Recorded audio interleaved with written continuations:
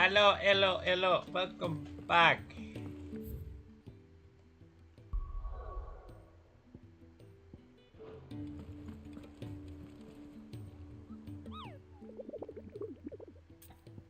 Welcome back.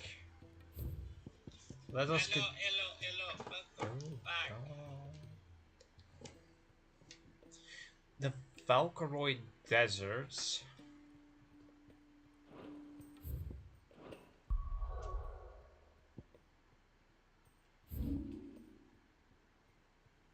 In here, it has to be somewhere.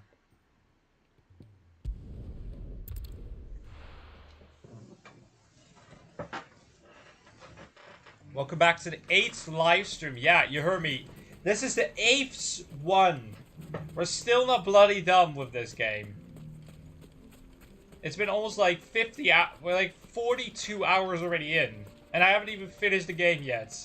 How?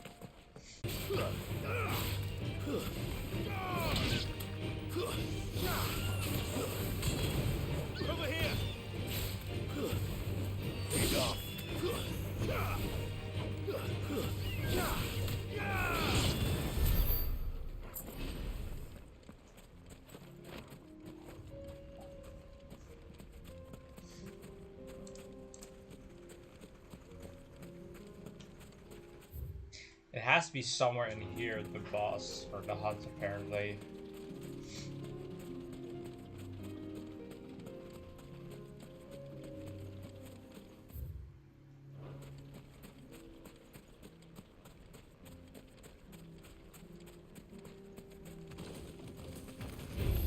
I'm guessing in here.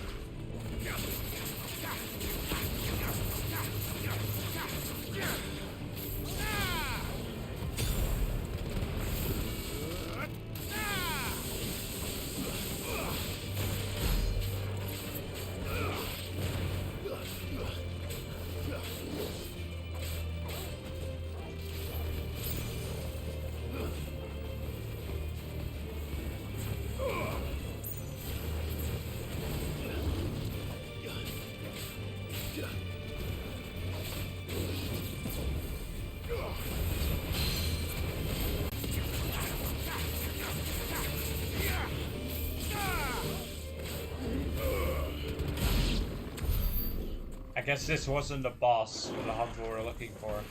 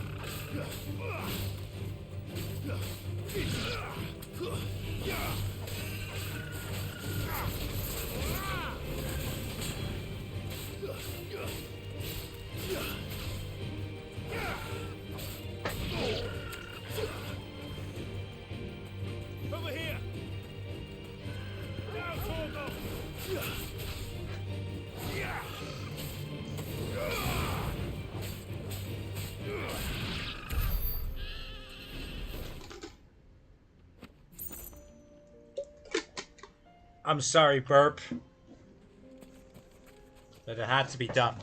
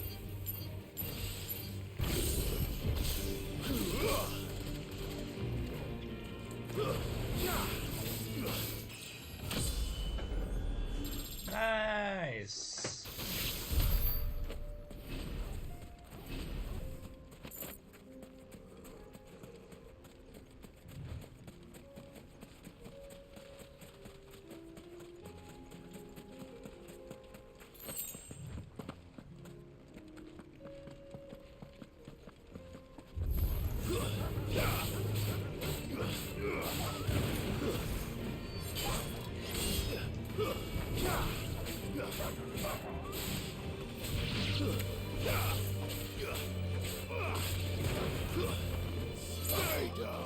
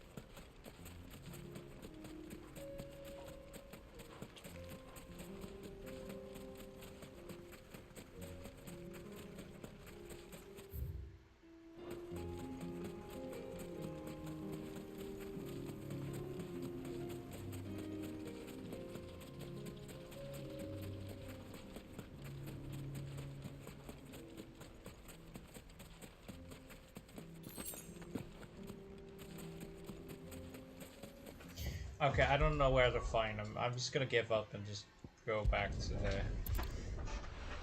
the main story.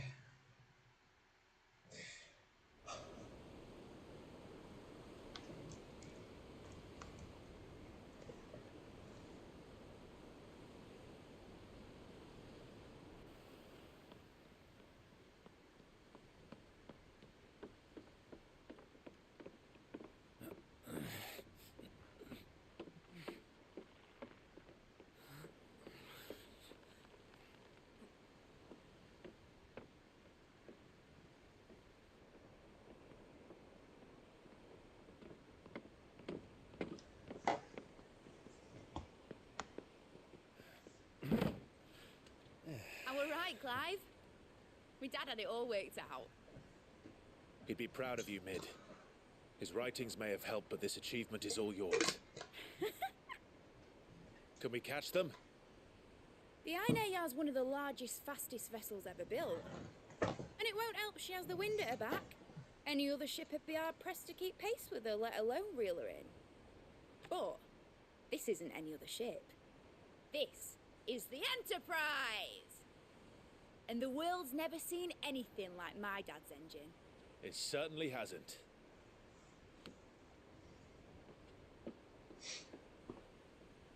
Clive, what do you know of Barnabas Tharm? Only what the bards sing. That he sailed to Ash from southern lands. That it was his mastery of the blade which won him the throne. And that his sword, Odin's sword, can sever the very threads of creation. But don't lose any sleep over a last tilt. We'll do what we must to survive. What we must. The light! I thought this cove was meant to be hidden.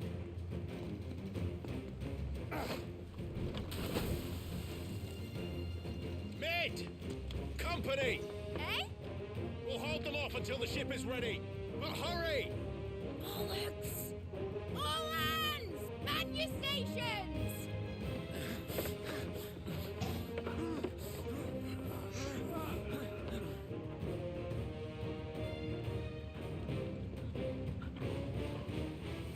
everyone with me?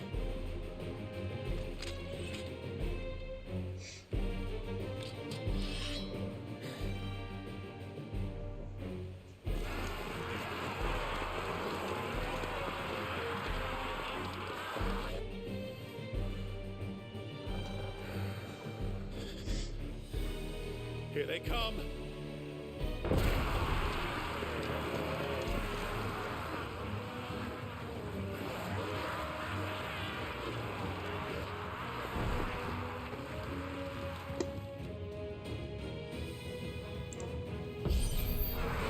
Mid needs every moment we can give her. Behind me, Lord Rosfield. I'll take care of these fuckers. Behind you? I'll have you know, earth-breaking here. One struck fear into the heart of every man in the clinch.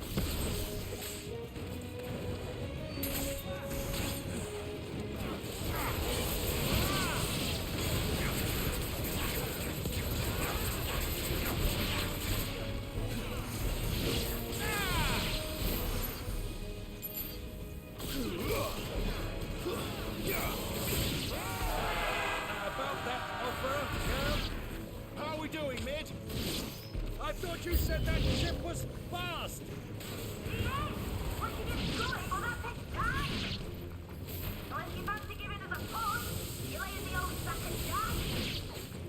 Old? I haven't felt this alive in 20 summers. Come on, then!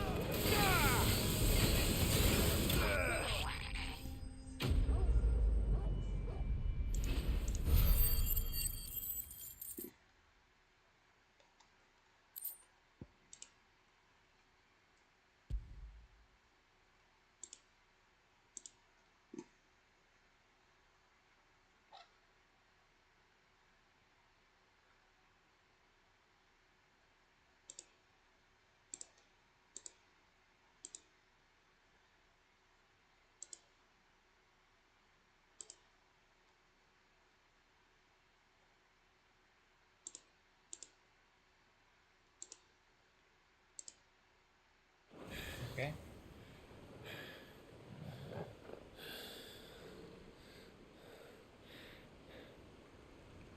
That was easy enough. Whew. All right, you lousy lot.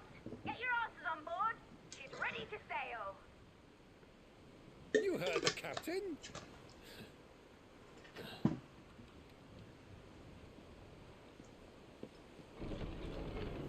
Clive. Ayo, what the fuck? But I thought he was... Confounded. Then it is as I feared. Sleipnir is no man, but a creation of Odin. Oh, fuck. No. Oh, bollocks. Phoenix's fiery fundament. Have you no normal enemies?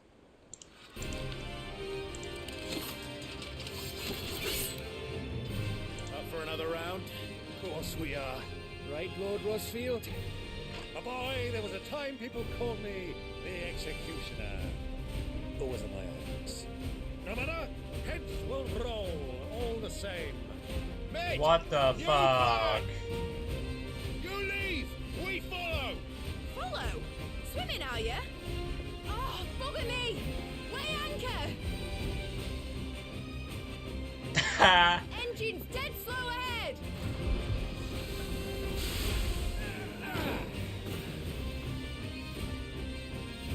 Have care, my friends. 'Tis not blood that runs through a maiden's veins. These foes will not fall easily, but they will fall. Like oaks before a woodman's axe. Good thing I brought one! How long are we meant to keep this up? As long as it takes. Unless you have a better idea. Well, I've already killed at least 5 of the bastards. Fuck it. Let's do the lot.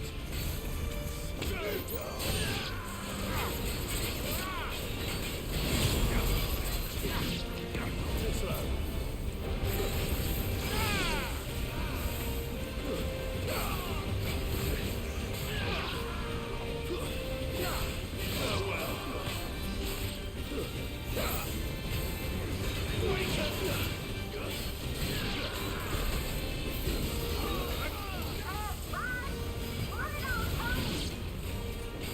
Should we make for the ship?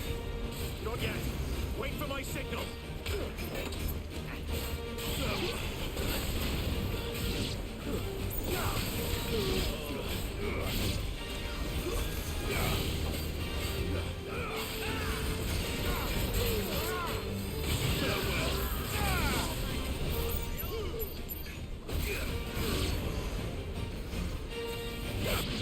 In your own time, Clyde!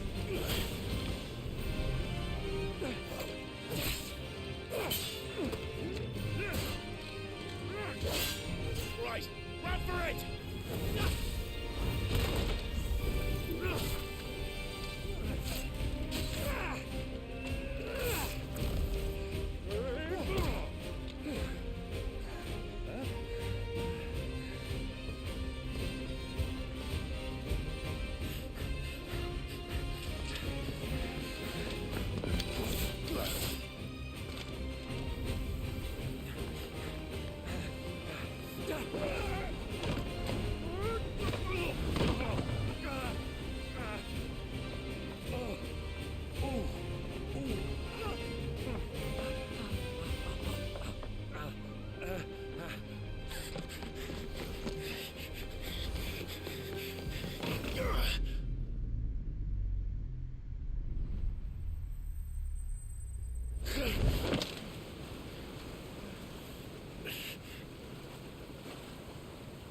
Nice.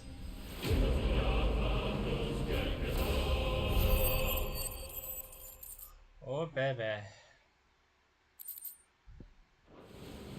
Now, mate! Alright, engine full ahead! And hold on tight!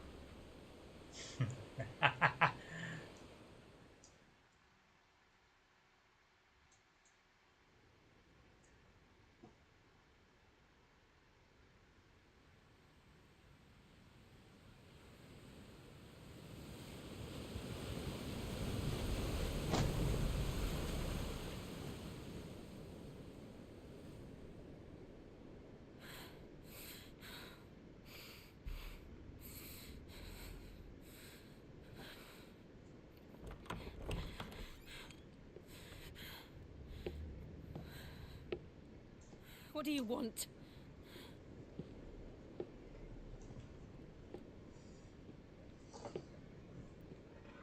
That's quite a mess you've made. And wholly unnecessary. You are my offering to Mythos. I would not see you damaged.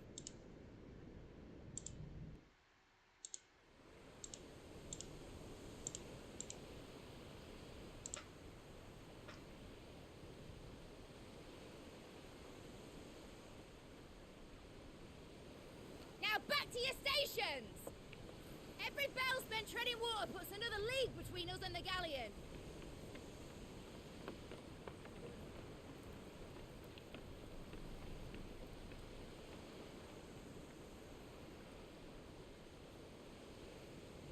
I don't suppose Mid has a spare engine? Since you rose from the grave, my fortunes have plummeted. Are you absolutely certain of this quest of yours, Clive? The foes you face are as terrible as they are numerous. Aye, and they'd have us live and die on their terms, which should answer your question. Ah. You have that same stubborn look as your father did when he set his mind to something. On the battlefield, I am but a single axe. A deadly one, mind, but a single one nonetheless. Yet what you require is 1,000, and I believe my old friend in Brandalar can provide them.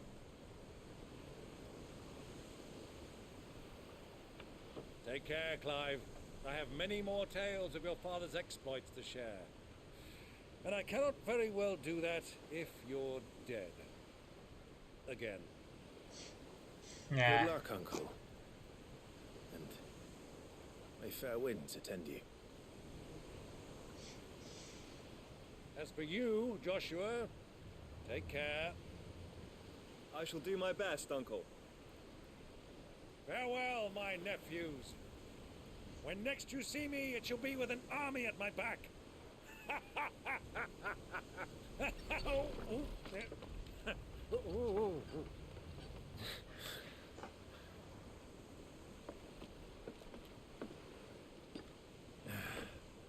Cheerio!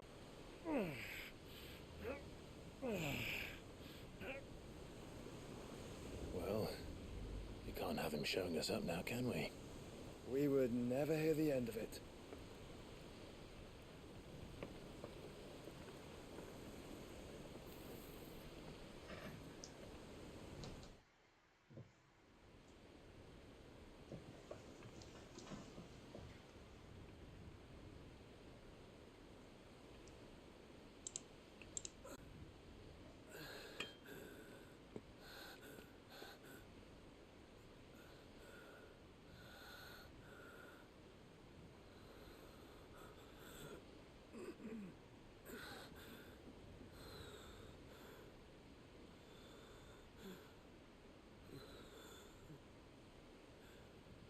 All this.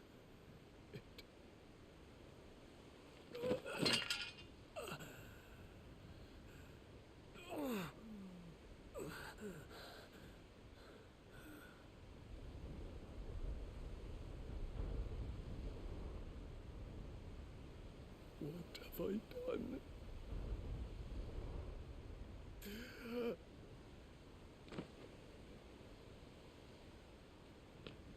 My lord.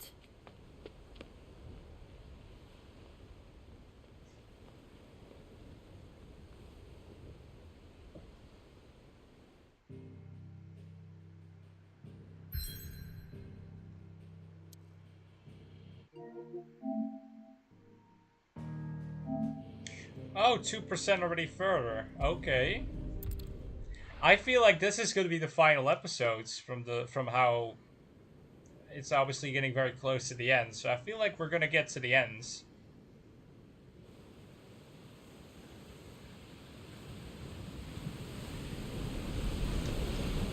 There's a lot of sea between here and Waloed. Any ship heading north has to round Zemeckis and put through the Narrow. Maintain our current bearing north-northeast, and we'll catch the Black Galleon before she vanishes again. What's to prevent her from circling around Ash from the south? With these winds in those waters, it'd taken forever and a fortnight to reach Stonehenge. Mid knows what she's talking about, Clive. Better than any of us lot, anyway. I say we do as she tells. Sails on the horizon. She's ours.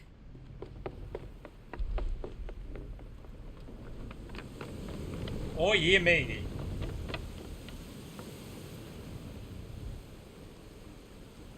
Look alive, boys! Full ahead! And keep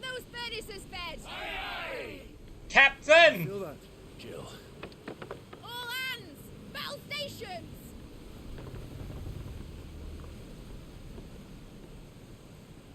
Let's see what this girl can do.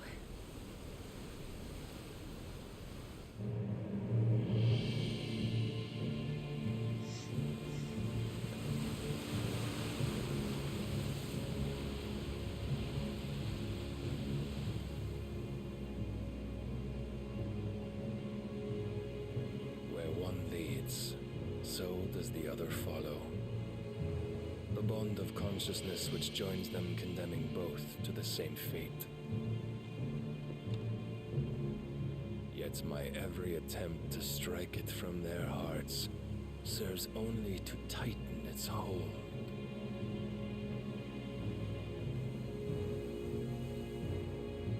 Fascinating.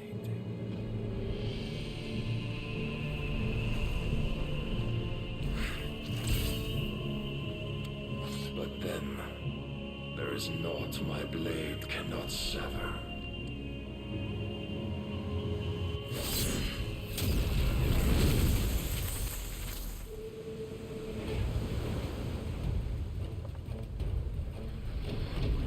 Great Grigos gas!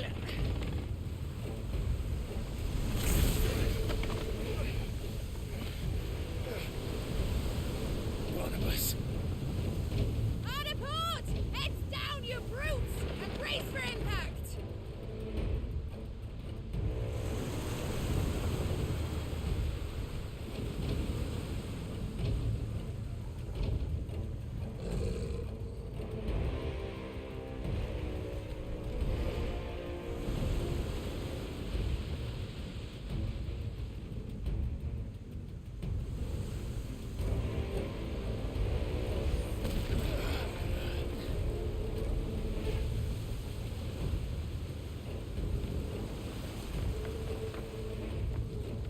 It's now or never. I'll find her.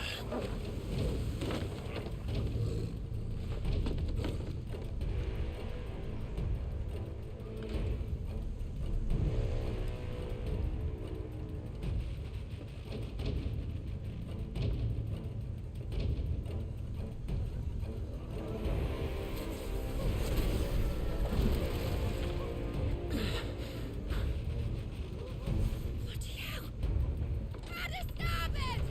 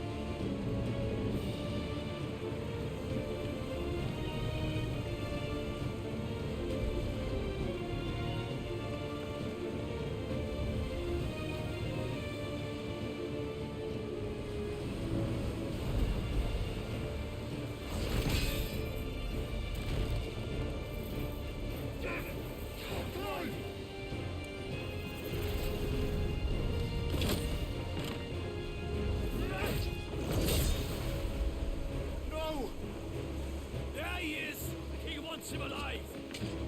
Hold on. I'm coming. For both of you.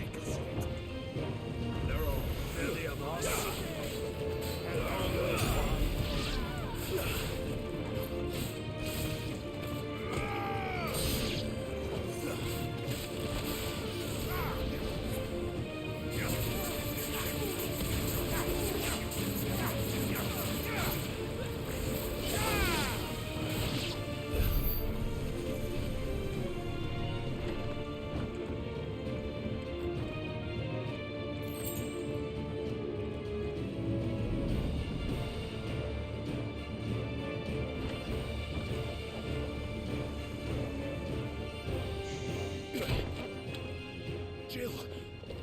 You came. Get back!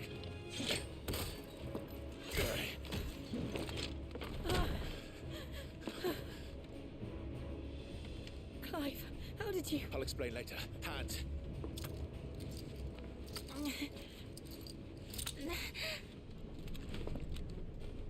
Can you walk? Out of here I can.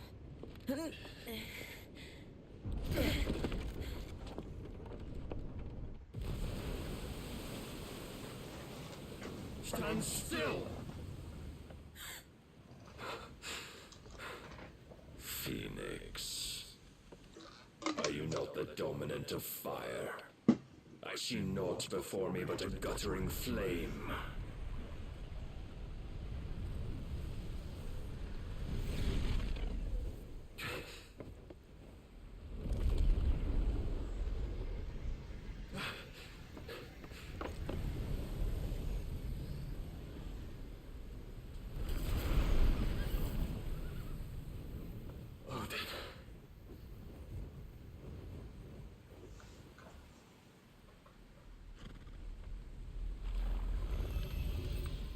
Na, nicht then.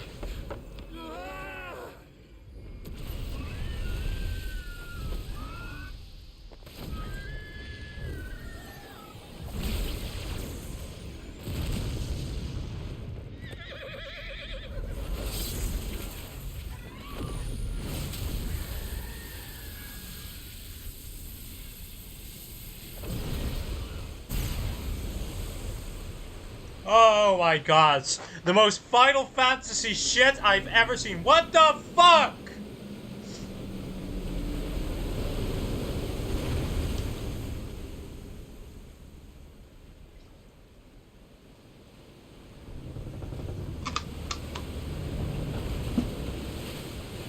What the bloody hell is going on?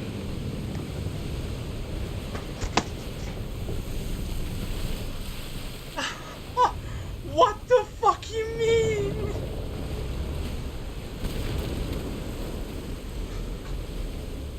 Highlands titties, my god.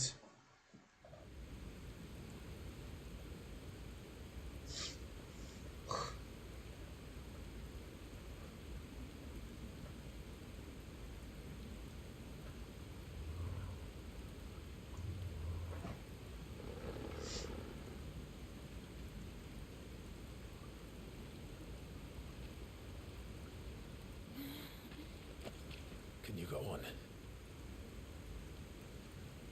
I think so.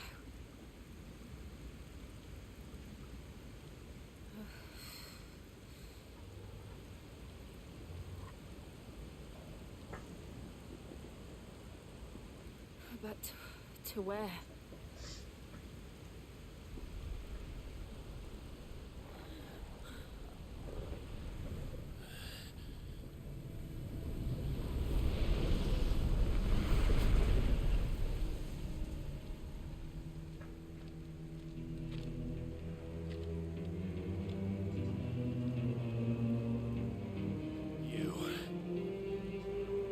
What did you do to Joshua?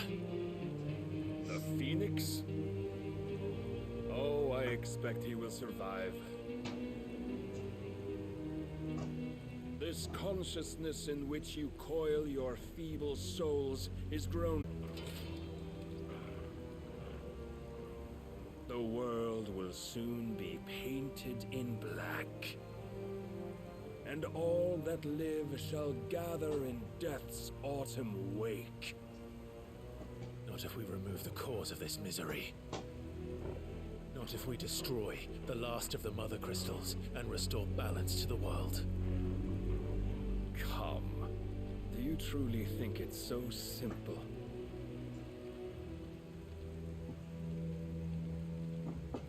The blight is inevitable. Not even the Almighty might stop its endless march. Your efforts will avail us naught. Naught, that is, but suffering. You must embrace the truth, Mythos. Accept your place with the Lord. Keep it. As long as there's a chance, there's a choice. Ever led astray by your blind resolve.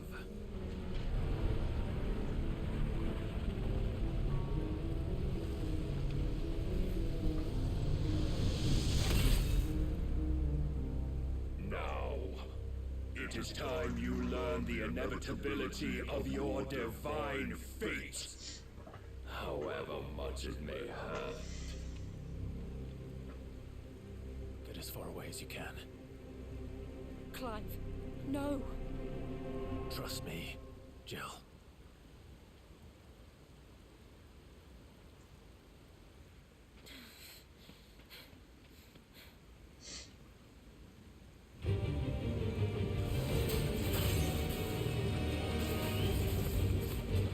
We don't have to do this. Oh, but we do. If only to remind you of your duty.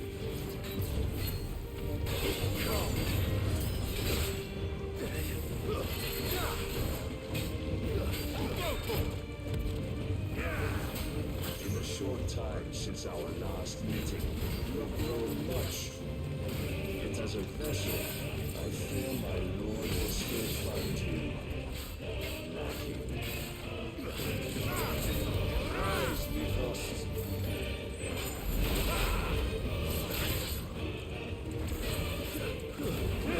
All this fire and fury, and for what?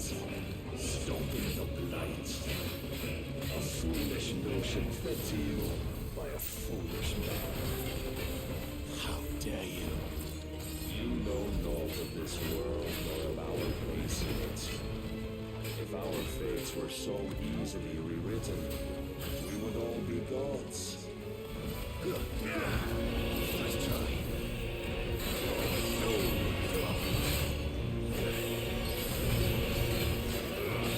I've seen enough. If reason cannot sway you, then all the reason sways you like hate.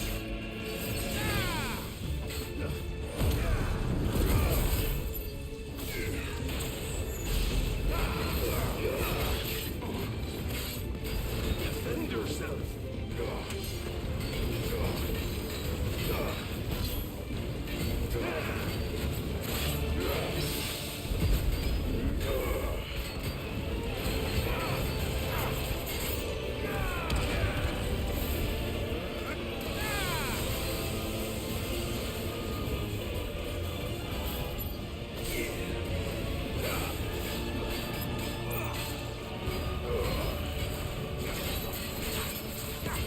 You will assume the mantle you've been given. And thus is the light of hope severed. Huh.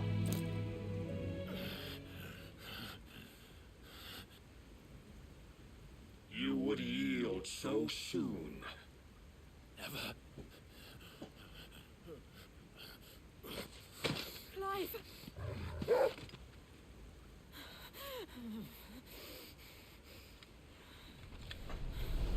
Do you not see? Your iron will weighs you down, dragging you ever further from your purpose. And what is my purpose? Mythos. Who are we? What are the dominants? The breath of the Creator still warm on our lips. We carry his light that we might guide the masses in his name. We are but mighty acts of God. We are more than that. You would be nothing without what he has granted you. The power we wield is his, and yet every time we draw upon it, it wears away at our very being. It breaks us. It unmakes us, that its immaculate aspect might reveal itself. The icon. It is too much for even his chosen few. Apart from you, Mythos, you wield the might of many, yet your body does not answer for its avarice. What are you saying? What I am saying is that we dominants are a means to an end. We were created for you, that you might drink deep of our strength and thereby fulfill your divine purpose. Which is? To feed. As you would know, could you only look beyond the walls of your prison of self-regard. As long as you choose to ignore this, you shall never penetrate my defenses. Still, you may take solace in the fact that you are not alone in your plight. The chains of volition shackle all of mankind, but there is yet cause to rejoice. For the Lord, in his mercy, has taken pity on his flawed creations, and shall see them restored to their proper forms. And what exactly would that be? Why, loyal servants to God. What? No. Manners, Lord Rossfield? They are men, like you and me. Albeit ones unburdened by the wills that drive our kind to madness. They are pure. They are divine. You mean to turn everyone Akashic? Not turn, Mythos. Turn back. For too long has mankind been led astray by their clamorous wills. It is time they return to a world of quiet equality, where they might once more know salvation. Salvation! And abandon everything we hold dear! We don't need your salvation. We'll save ourselves, and we'll do it on our own terms. Not yours, and not your gods. With every defiant expression of your will, the tighter the chains of consciousness become. But perhaps that fact may be put to use.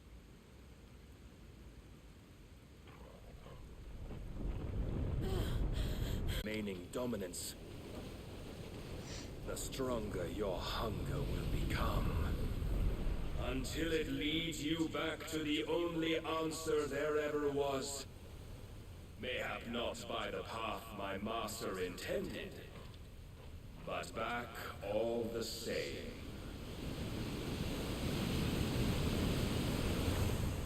Ash is not far. I could freeze a path. You're in no fit state. Probably not, but I can try.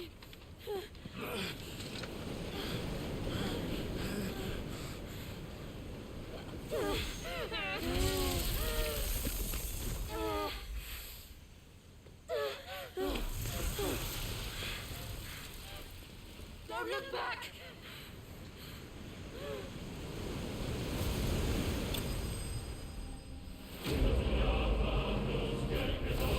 Nah. Clive bested. He got bested, boys.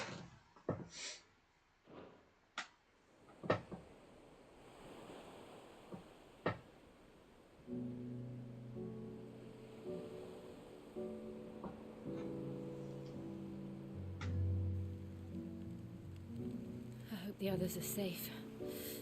The Enterprise was clear of the... Oh! You seeing the titties, Torgal? The second time Barnabas has bested me. Please tell me you have sex. And maybe there really is nothing else for it but to give yourself to his master.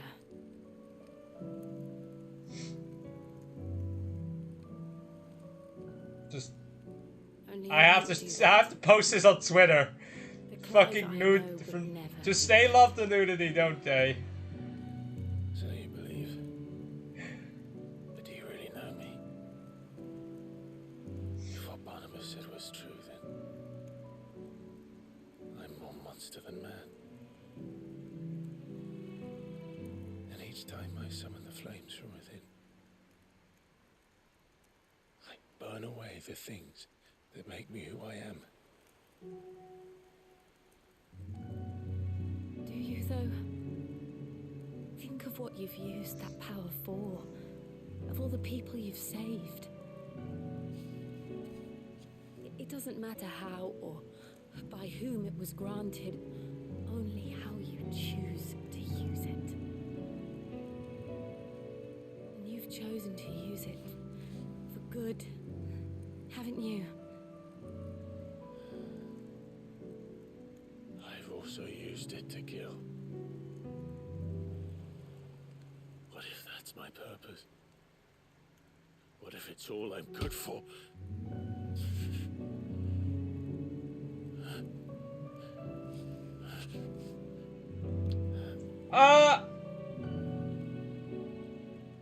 You're still that same boy I grew up with.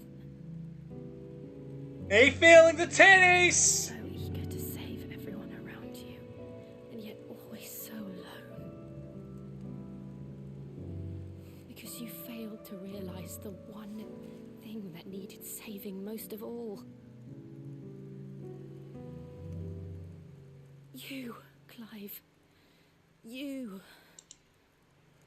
You never once took the time to save yourself. He's a lucky man. Please kiss now and have sex. Myself. God damn, boy, he ripped. Oh, you guys can even see it. So look at that. He's so ripped. What the fuck? Provided they want to be saved. Holy shit. To survive. He fucking ripped. He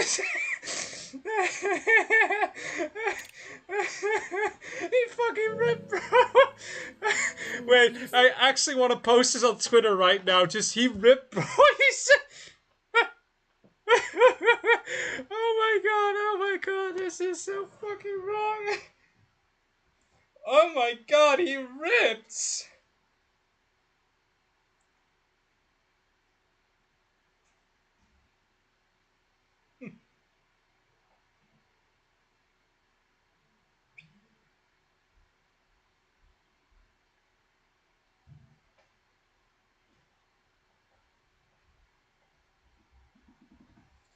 Oh my god, I'm laughing my ass off though.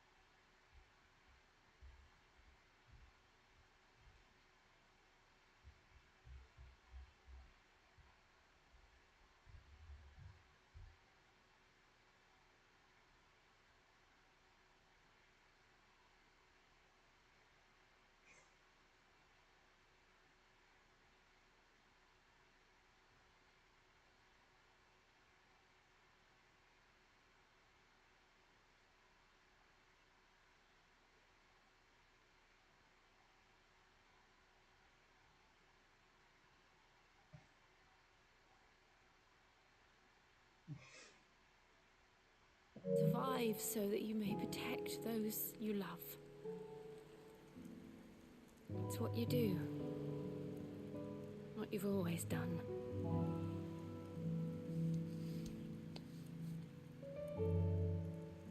And I know you're not about to change. So I'm going to help you. To give you what you need to protect us all.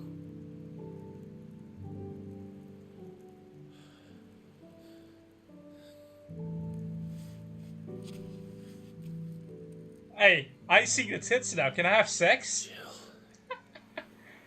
My eyes are up here, man. Are you sure?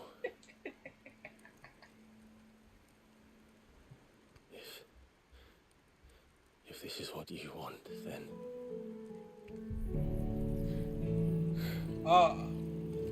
Don't worry, Clive.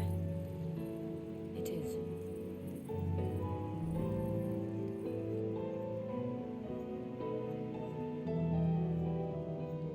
This burden, I'll give you the strength to bear it alone. But I'm not alone.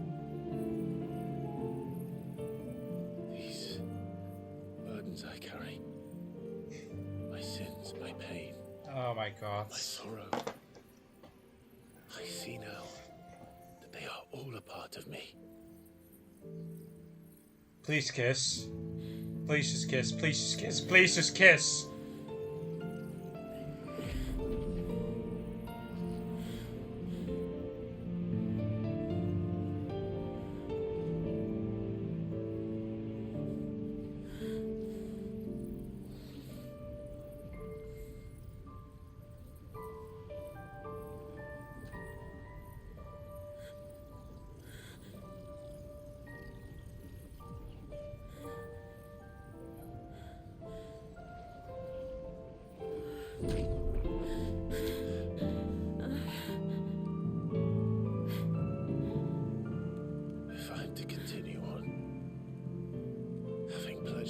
close to those I love.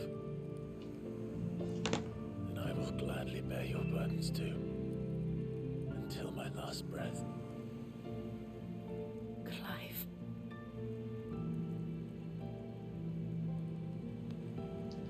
Can you guys have no sex now? Yes, you, Jill. Please have sex. We will find a way to escape this fate. Find a way to save each other.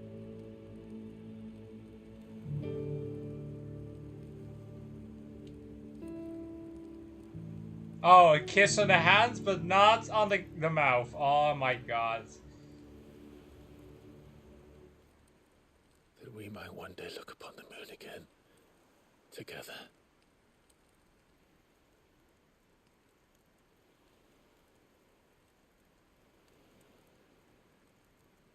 And I promise you, Clive, that I will be there, no matter what you must become.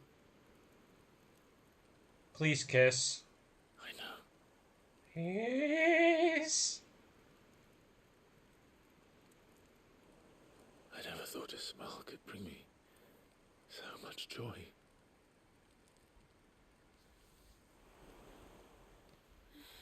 Yes! Yeah! Oh my god, they finally did it! We finally did it! They kissed! After fucking 40 hours, they finally did it! Oh my god. I'm literally saving that recording just for me, just happiness. Oh my god, they finally kissed! Thank Lord Jesus.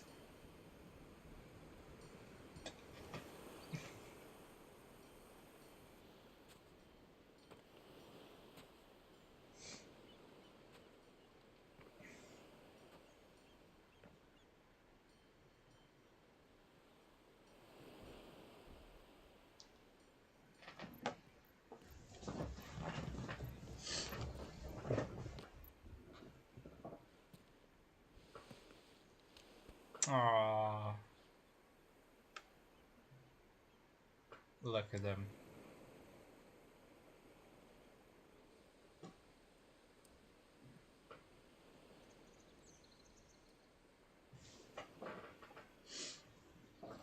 Did you enjoy the sex struggle? What of Barnabas? Do we pursue him? No. Our paths will cross again soon enough. Whether we like it or not. Besides, there is something we must do first.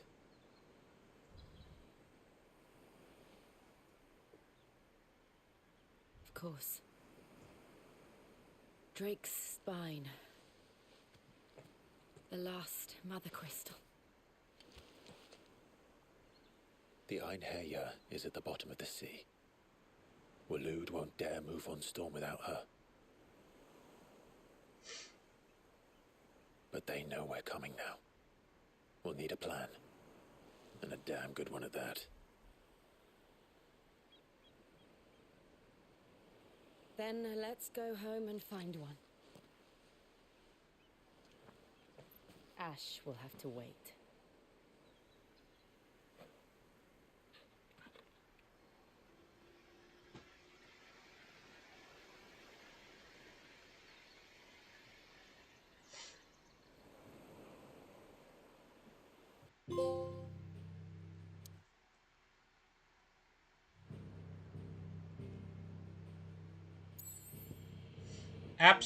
Absolutely beautiful that was. Just... My god, they finally kissed. I've been begging for that for fucking so long, and they finally did it. Oh, that just makes my day. Mid says Odin split the sea in two. She's always been partial to a tall tale.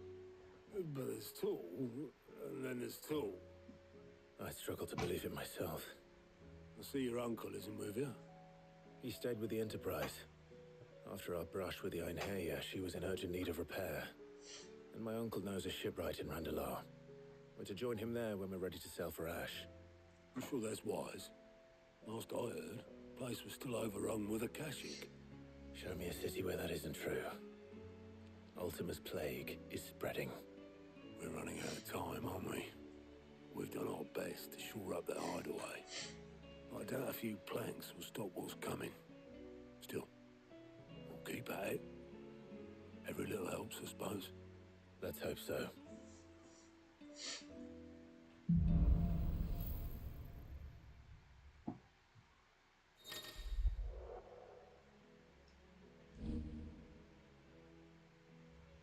Oh, okay, that's really good. We should visit Joshua. Assuming Talia will allow it.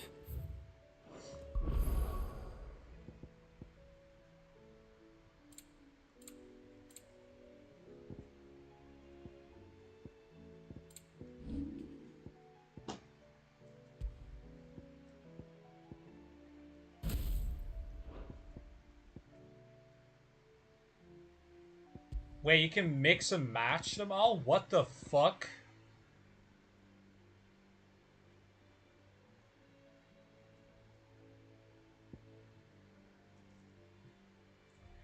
Oh, what the hell? That's so good.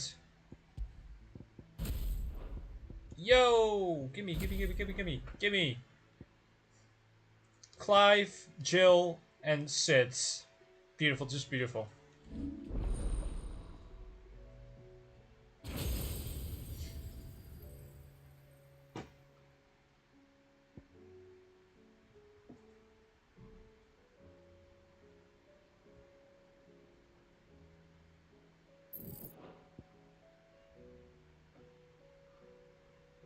Oh, that's actually good. Also good.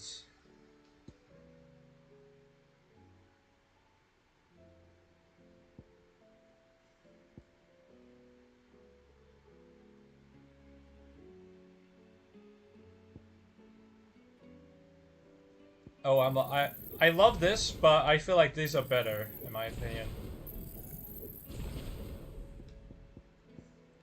It's only Odin left, and then we have all of them. Fancy a look at the list, do you? Quick look. Oh my lord. Seen enough?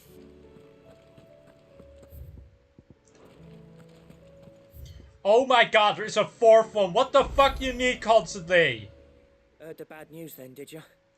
What bad news? About Dravost. Blackthorn's old haunt.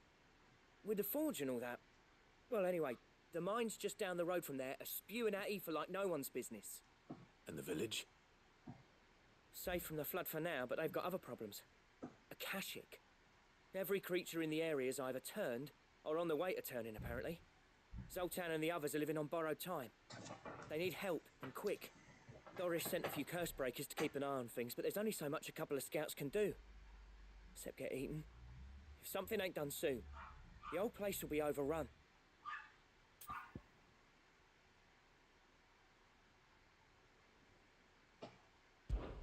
I won't let that happen. Didn't think you would. Does Blackthorn know? I thought it might be better if he didn't. He'd only do something stupid. You reckon we should tell him?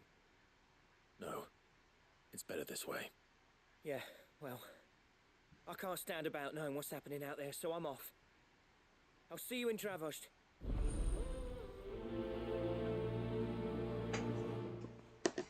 I'm sorry, but that was just Clive. Seeing Clive nude is just hella sexy as all hell. Like, holy fuck, he's ripped and beautiful looking.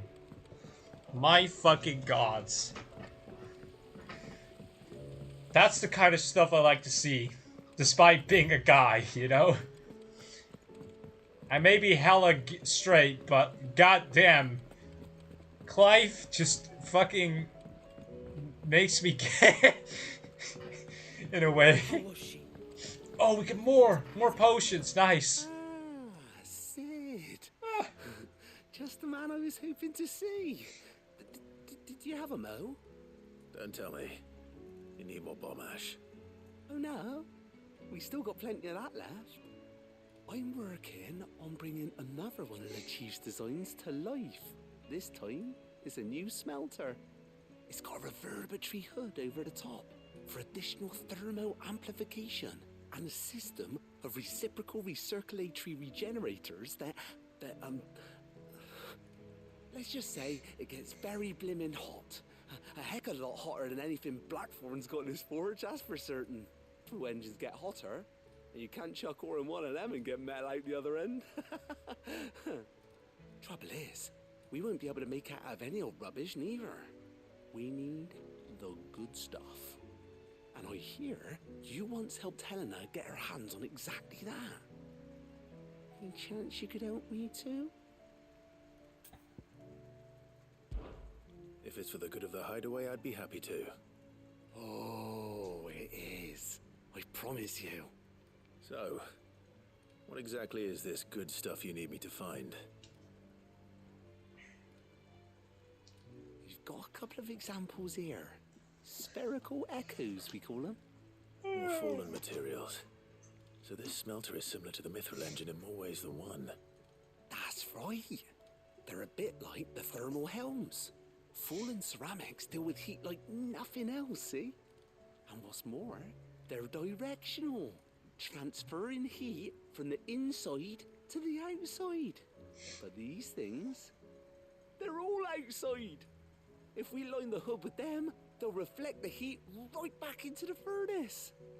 We've collected as many as we can, and I know where we can get the rest. Trouble is, they're all watched over by their bigger, uglier cousins. So you want me to visit some ruins, destroy some echoes, and bring back the spheres they're guarding? That's it in a nutshell, yeah. We're only 3 short, mind, and we know exactly where they are.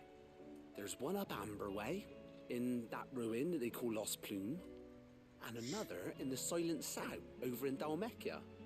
Last one is in the ruins of Advent, which is in the Empire. All right then. Wish me luck. It'll do. I'll be keeping all my fingers and toes crossed. Yeah.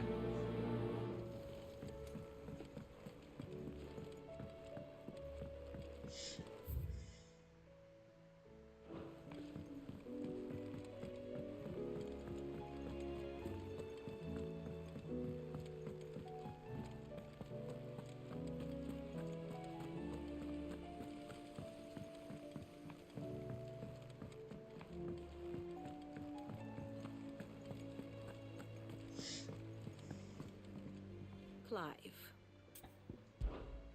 how may I help you today?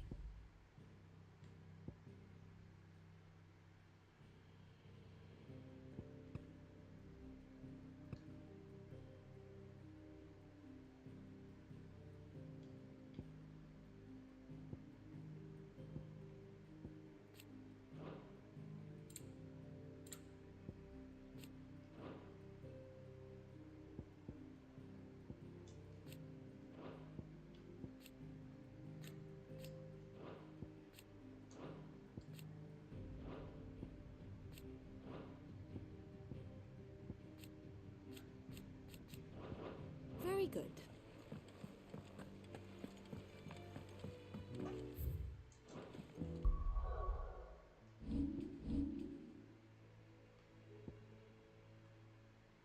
Oh my god, there's so much to do.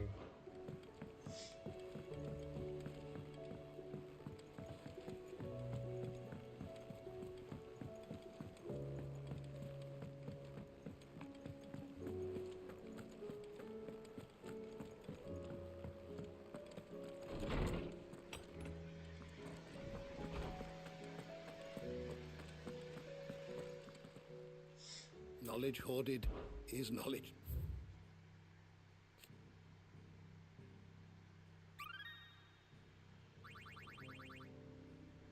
You wish to study the tomes?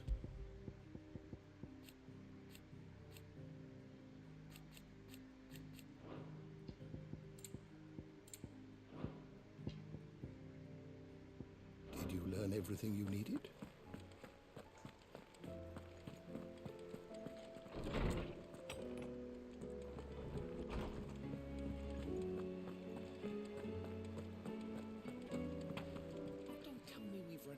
Still alive, are you?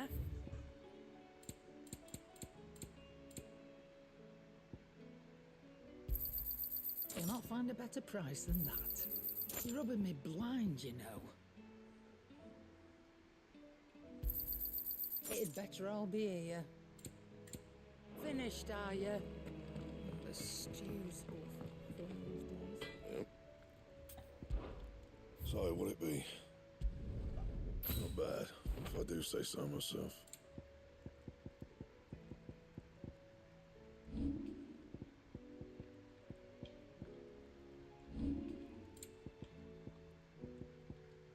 Bring me the materials, and I'll think about it. Anything else?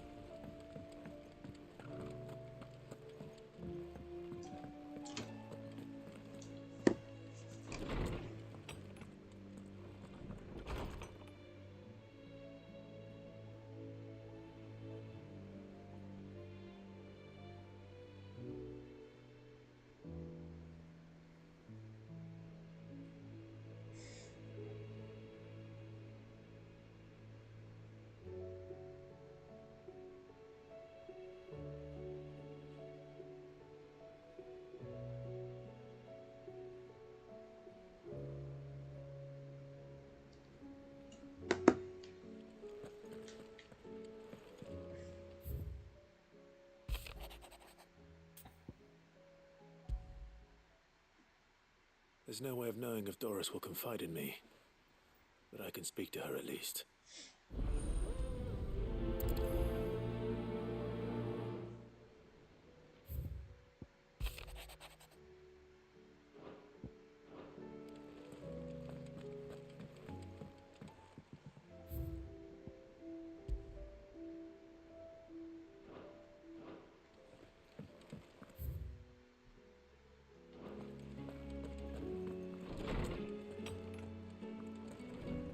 Forget this kindness, my lord.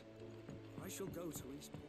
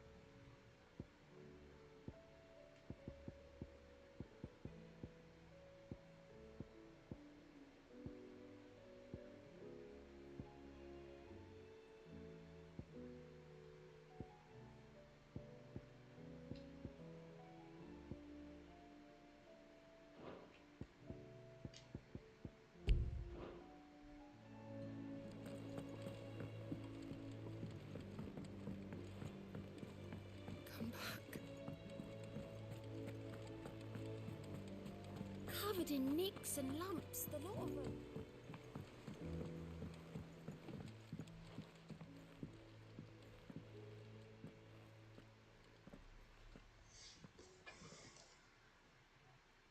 Where are you?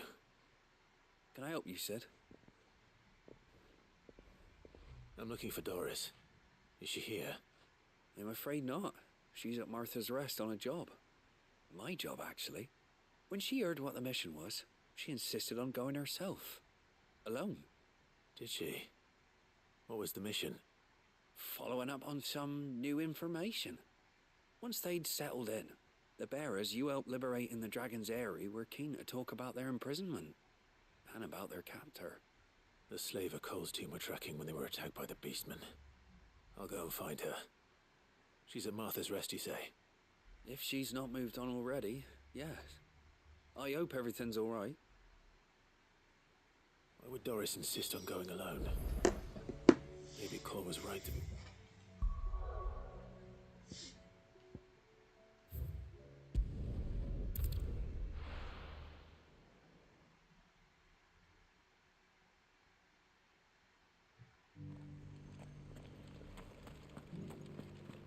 Doris should be somewhere nearby. I should also try to do the Atlas, actually. Assuming she's still here.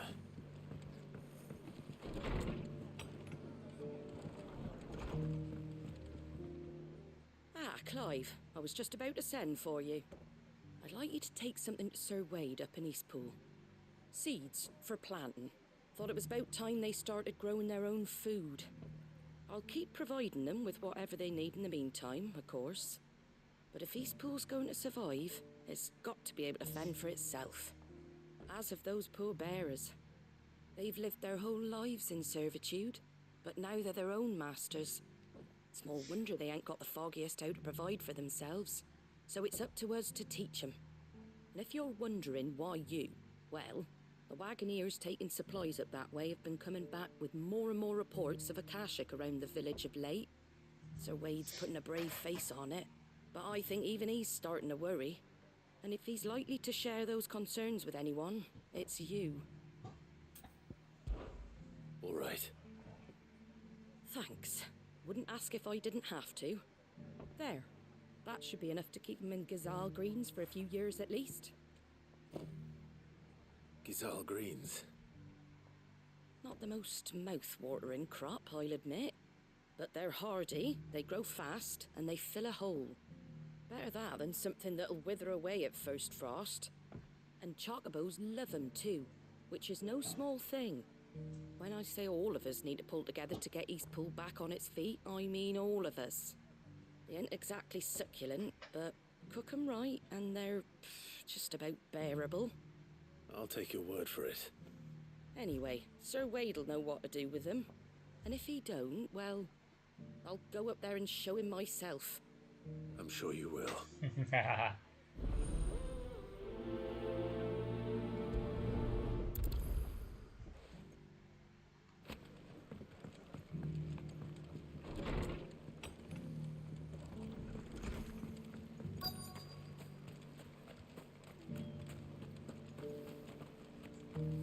The world seems to be changing so fast lately, I can hardly keep up. I've got greens of all shapes and sizes. Just because the heavens have gone to rack and ruin, it don't mean we have to. Now, let's get this started. It doesn't still hurt, does it? It's been a pleasure, Doris. Just like old times. I'll give your offer some thought, my lady. How goes the investigation? Sid, what brings you to Martha's Rest? You. I heard you were out here on your own, tracking our slaver. I trust you're being careful. Of course. And it had to be me. The bearers from the Dragon's Eyrie confirmed a long-held suspicion of mine that the slaver we've been tracking is an old acquaintance. She's no fool. If we'd come in force, she would have spotted us straight away, and then vanished without a trace. That was her just now, wasn't it? So, was it a fruitful reunion? I'd say so. She tried to recruit me. Seems her time in Rosaria is coming to an end. She's abducted bearers from across the region and is looking to smuggle them back into Sambrec. After her brush with those beastmen on the road to Northreach, she hired herself an Imperial escort, which she wants me to join. She's dangerous, Sid, but I think I can stop her. Then I'm going with you. I'll take care of the escort. You can see the bearers to safety. Where are they? The Baum Archers, soon to break camp. You go on ahead. I'll follow once I've sent word back to the hideaway.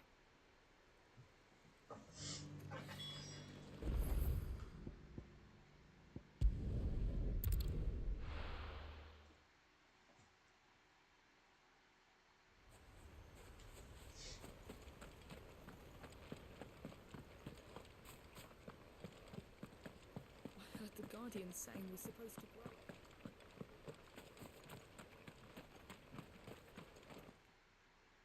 Ah, Lord Rossfield. What brings you to Eastpool? A delivery from Martha.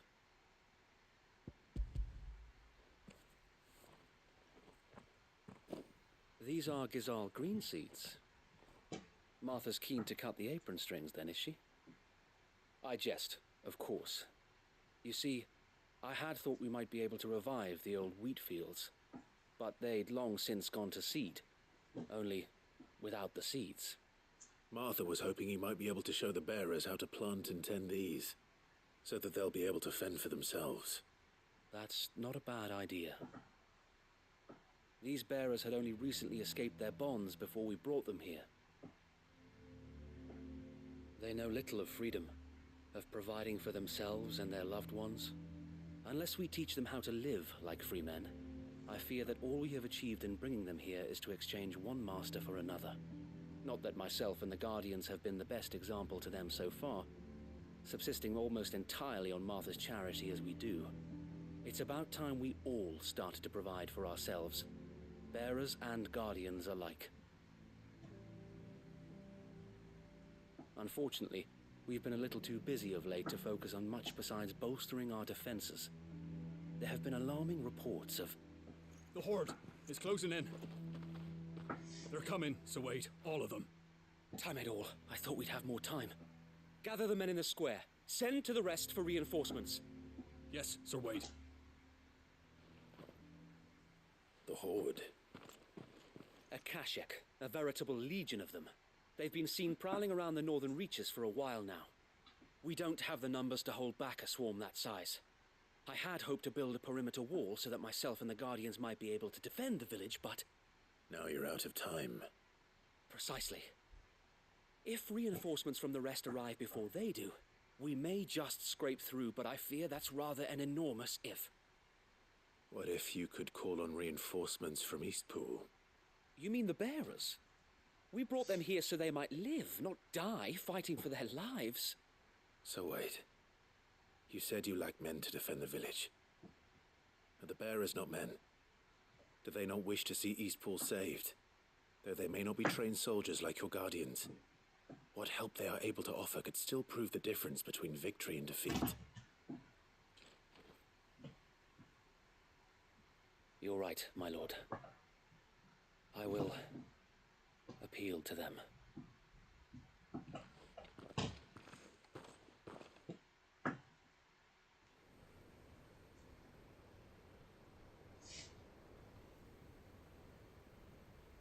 My friends, I humbly beg your aid. We Guardians are few and our enemies many.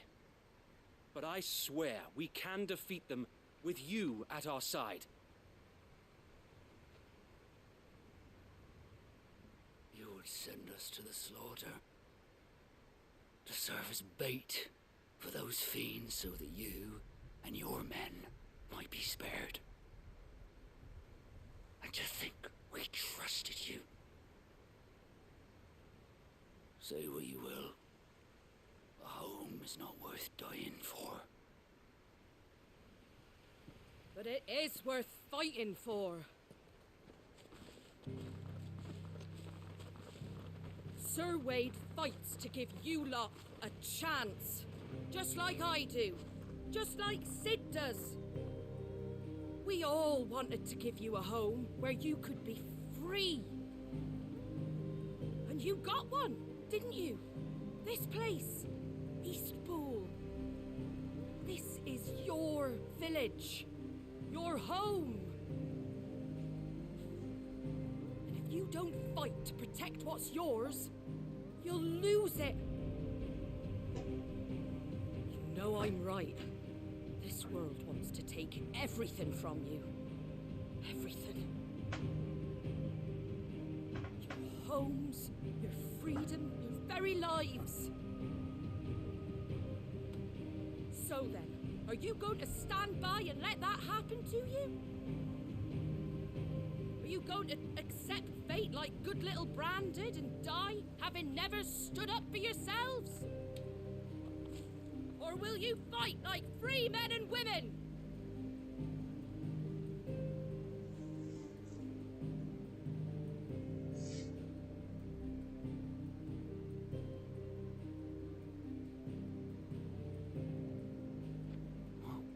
What are you doing? All right. Give me a sword. I never dreamt I'd have a home of my own. And now that I have, I don't want to lose it. I will protect what's mine, or die trying. We all will. Free men and women, fighting together.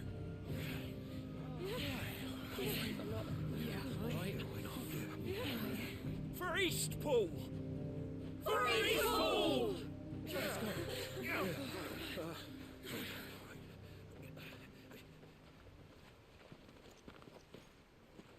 Thank you, Martha. Don't mention it. Just promise me one thing. That you'll show them how freeborn fight. Gladly.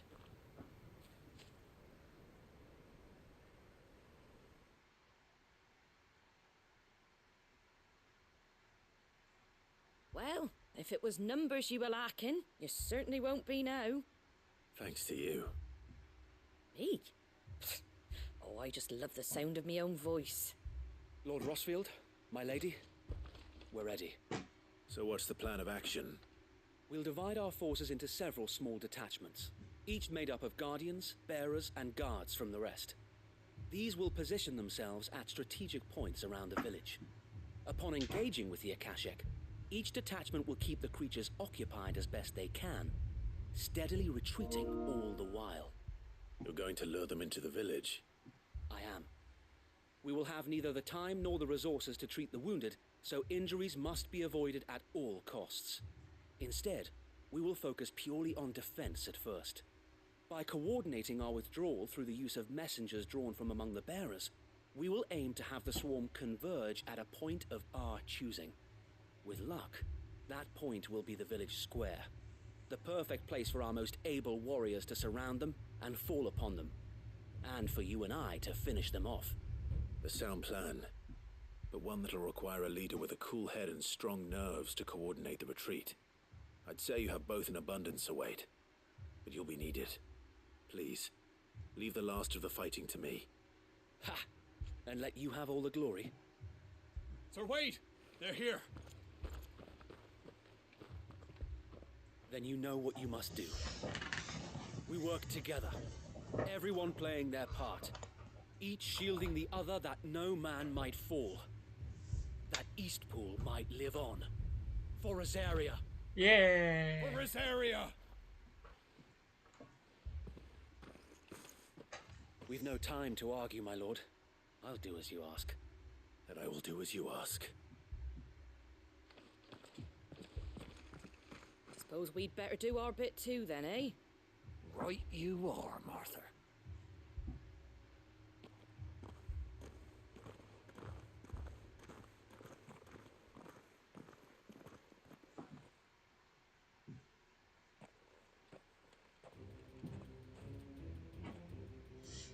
The calm before the storm.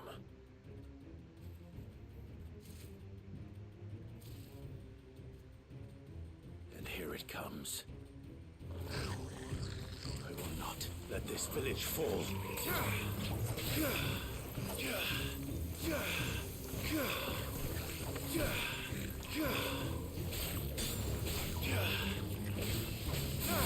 It's over.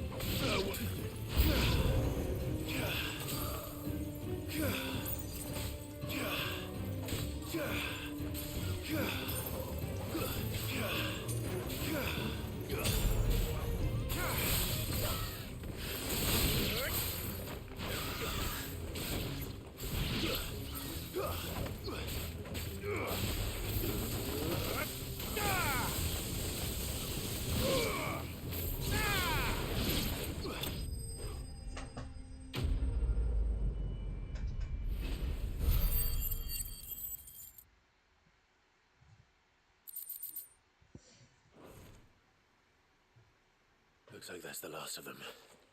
Lord Rossfield, change of plan. What is it? Owl from the rest. An Akashic Curl's been sighted on Rhiannon's ride and is headed in their direction. Well, the better half of her guard is here. So wait, how many Akashic remain in East Pool? Hard to say. My men are still facing some resistance, but I think the worst is behind us. I could order a detachment or two to fall back and... No. Let them finish the job. You stay here too, Sir Wade. Your men need you. I'll go after the Curl. Join me only when East Pool is won.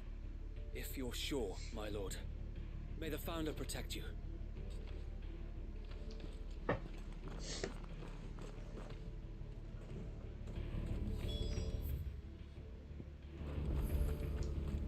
It's kind of getting used to Shiva's like abilities.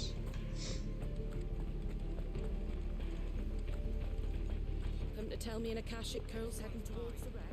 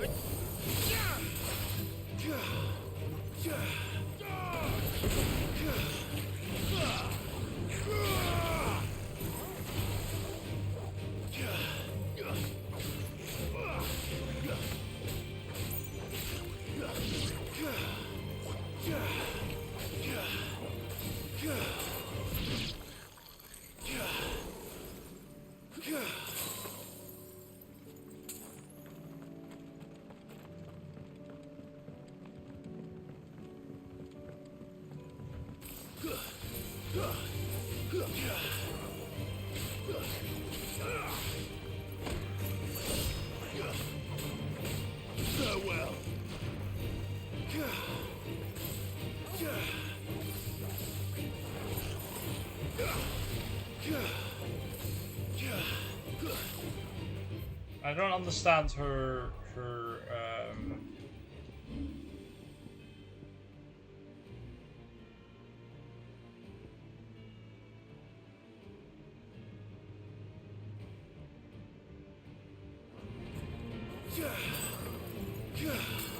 Oh, you have to tap. Okay. You have to double tap to make an attack. Oh, okay. That doesn't really make a lot of sense. I was thinking, like, for instance, when you do that, but I guess not.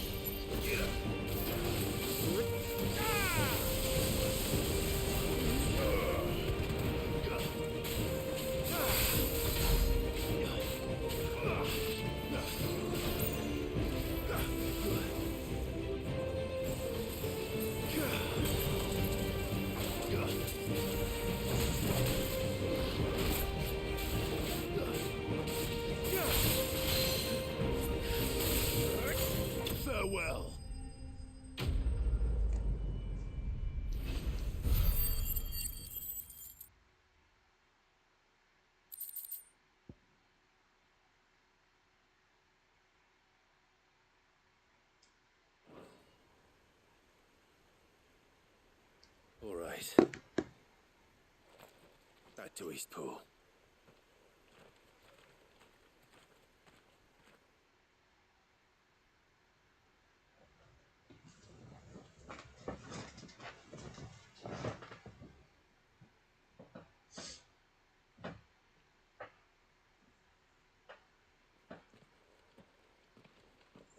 Lord Rossfield, the Curl, is it?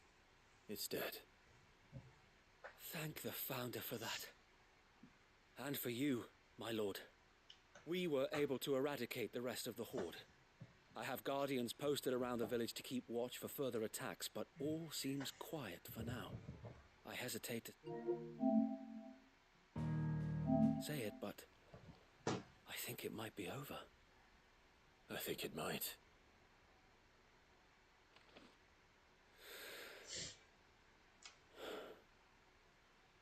We did it. We saved Eastpool. Thank you, my friends. Thank you. No, Sir Wade. It's us who should be thanking you. You brought us together. Showed us what it means to fight for what you hold dear. We never had nothing to call our own before. We didn't know what it meant to protect it, but now we do.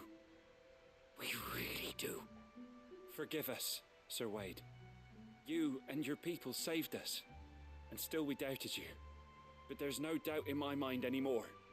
We're free men now, so we have to start acting like it. We have to fight to protect what's ours, to protect Eastpool. And we shall. We all shall. Together. This is our home. And if anyone or anything tries to take it away, they'll have us to answer to. Come on then. Let's get to work. This village isn't going to rebuild itself. Nice. Okay, we're gonna do the Atlas now. Right after this. They're not slaves anymore. No. They're Rosarians. Your father took pity on the bearer's plight, and I believe if he were still with us today, this is what he would have wanted. I believe you might be right. I shall remain here, my lord, and do what I can to help rebuild the village. After all, this is my home now too, and I could hardly call myself an Eastpoolian if I didn't pull my weight. I think you'll find it's Eastpudlian, Sir Wade. But you should be proud all the same. I'll have to pull my weight too. Can't have the rest getting outclassed. Speaking of which, I ought to be getting back. Can we continue to count on your support, Martha? Of course, and I'd be counting on yours too. Us Rosarians have got to stick together, haven't we? Indeed we have. And Clive, come by the Golden Stables when you get the chance. I ain't paid you for delivering them seeds yet. All right. I will.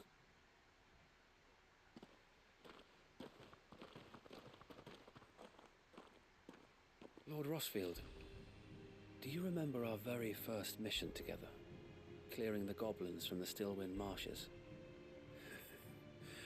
How could I forget?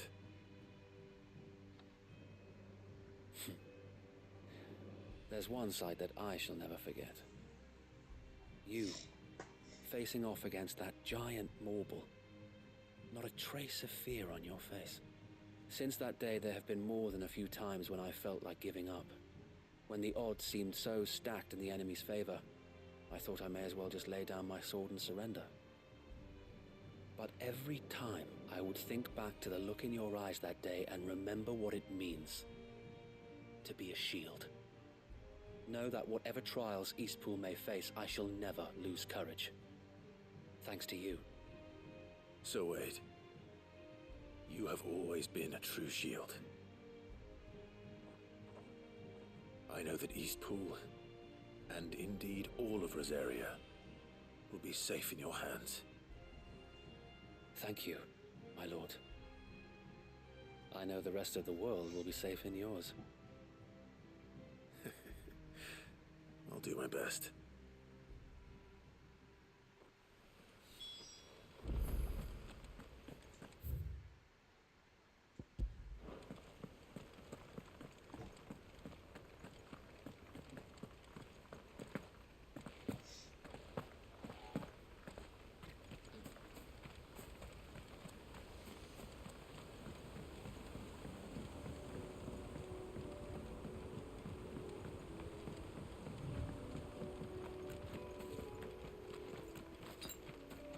I needed that.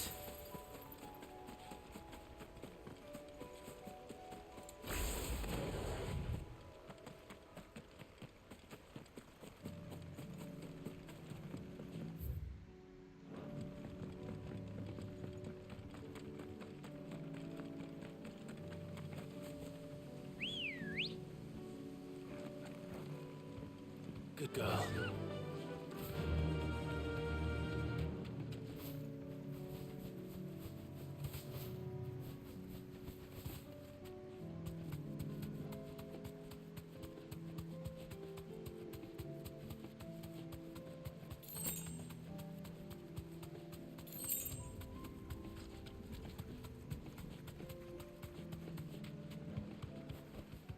Back to the stables, girl.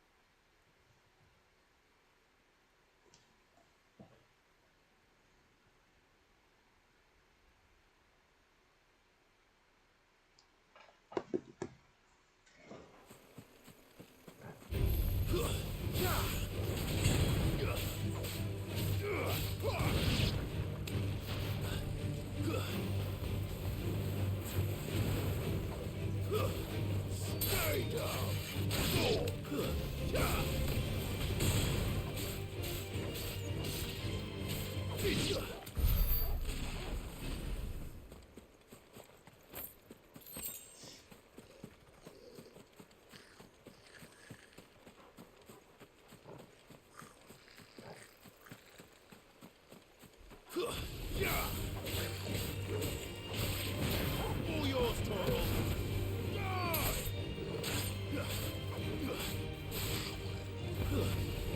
Stay down.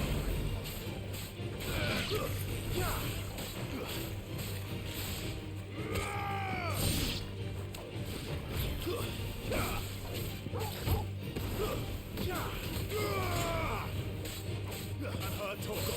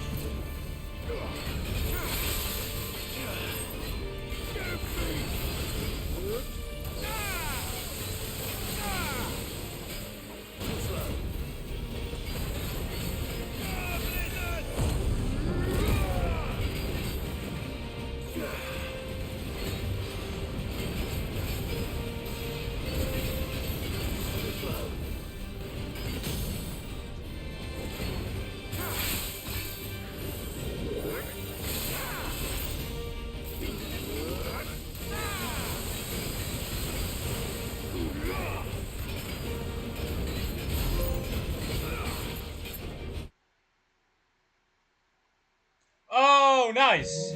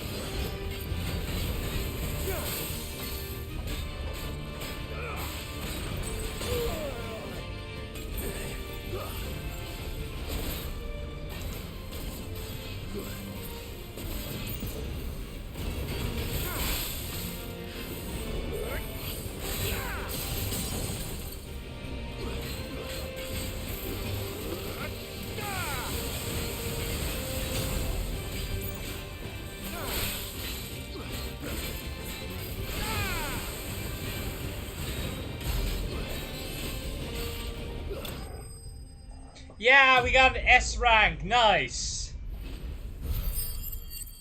Oh, and level up. Whoa!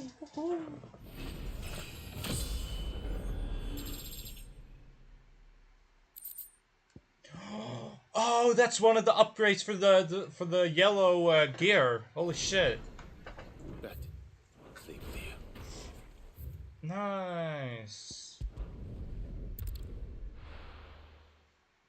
Okay, it is gonna be kind of weird that we're kind of having constantly now a lot of side quests. Like, oh my god.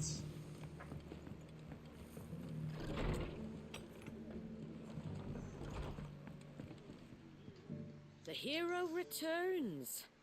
It's lucky you came by when you did, eh? Not only did my seeds get delivered, but you went and saved Eastpool and all. I just did what I could. And it's only right that you get rewarded for it. Take it before I change my mind. Thank you, Martha. So, Eastpool's finally back on its feet again. And a home to free bearers. Who'd have thought we'd see the day, eh? Well, it was your idea. I know that, but I never stopped to think what it would mean. Bearers in charge of themselves, thinking for themselves, working for themselves. Like your hideaway, but not even hidden away. Though I suppose the rest ain't much different nowadays. You know, bearers living free like that reminds me of when I first met Sid. Loath as I am to recall that particular day. I take it you didn't always see eye to eye. What happened? Well, if you really want to know, I started doing what I do long before I met Sid. In fact, that's how I met him. Or at least how he came to meet me. He showed up at the stables one day, asking questions about who'd been buying up bearers. Founder knows what he thought I was doing with them. Running a hunt, poking around in their innards. Something awful anyway. Me, I thought he was a new constable. Thought the game was up. But somehow we both managed to work out what each other was about. And before I knew it, the cheeky arse was rattling on at me about how I was doing it all wrong. After all my hard work. Told me I was giving them relief, but not freedom. That my bearers were still dying as slaves. Got right under my skin, it did. Told him if he didn't like it, he could bugger off and report me to the garrison. And do you know what he did? He smiled. And then he laughed. And then I did the same. We made a pact that day, that whenever one of us was in need, the other would always be there for him. And you were? Well, we both wanted the same thing. To make life better for bearers. Just like your dad. Do you know I was born right around the time Elwyn became Archduke? Growing up, I saw how he tried to change things. He certainly didn't lack for ambition, that one. Indeed. But the loftier one's ambitions, the harder they are to achieve. Which is why those of us who follow in their footsteps need to finish what people like Sid and my father started. Suppose you're right, aye. And if we don't manage it, there's always them who come after us. Good thing we've got a few half-decent sorts waiting in the wings, eh? It's almost enough to give you a little bit of hope. Just a little. Anyway, enough nattering. Better get back to work. Let's see about making everyone some dinner, shall we? The least the folks who saved Eastpool deserve is a hot meal. And you and me ain't gonna save the world on an empty stomach neither.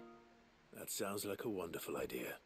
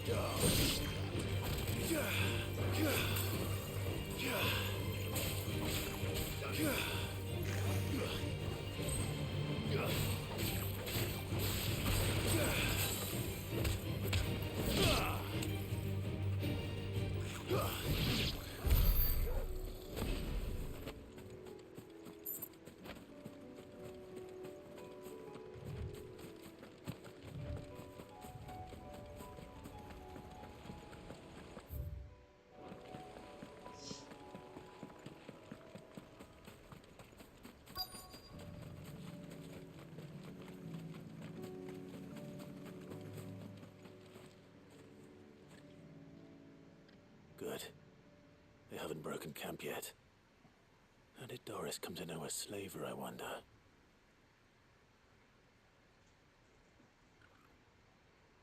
We've waited long enough. She's not coming. Ready the bearers. We're leaving. Back to civilization, is it, Mom? With all haste, lest any of you lackwits start talking like these feckless bumpkins. I presume your men are ready. We've suffered too many delays as it is. Any more and I'll be docking your pay. Yes, Mom. Oh, but before you go, it appears we have company. Kill him. You're welcome to try.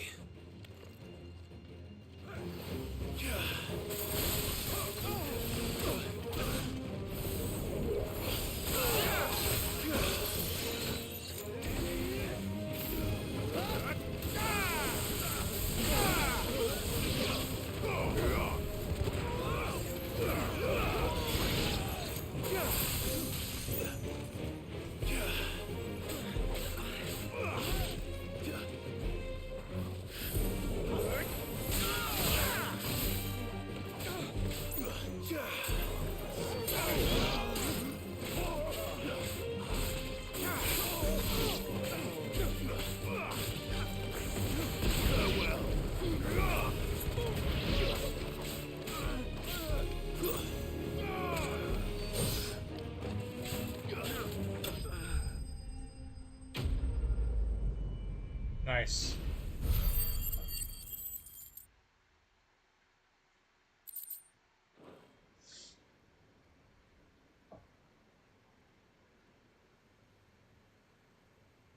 So much for your escort.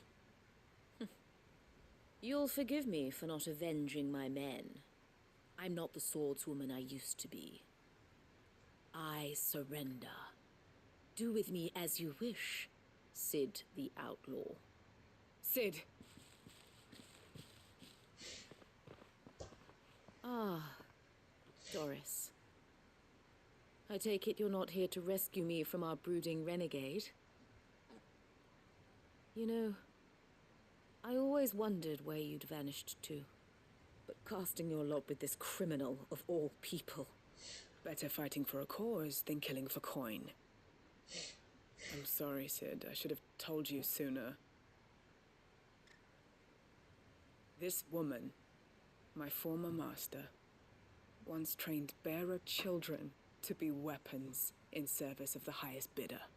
She raised me like a daughter, and I did terrible things to earn her favor. It wasn't all terrible, surely. We had our fun, too. You were always so eager to learn, and had such clever hands. All my other children took either to the blade or to the books. Always either or. But you proved yourself a master of both. That's why I kept you for my own. How about it, my little dagger? Care to swear that blade to me again? I never swore my blade to you, nor will I ever. I fight for a higher cause, to liberate the bearers of this world. Farewell, Master. Thank you for making me the weapon I am. You always were a righteous child. Perhaps that's the reason I loved you so.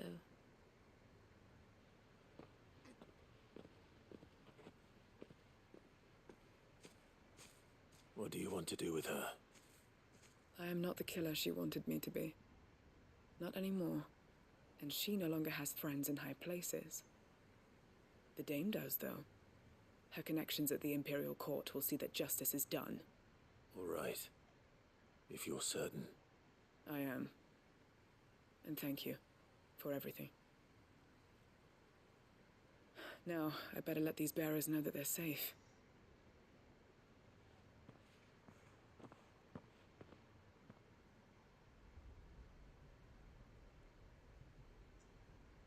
And I should head back to the hideaway and put Cole's mind at ease.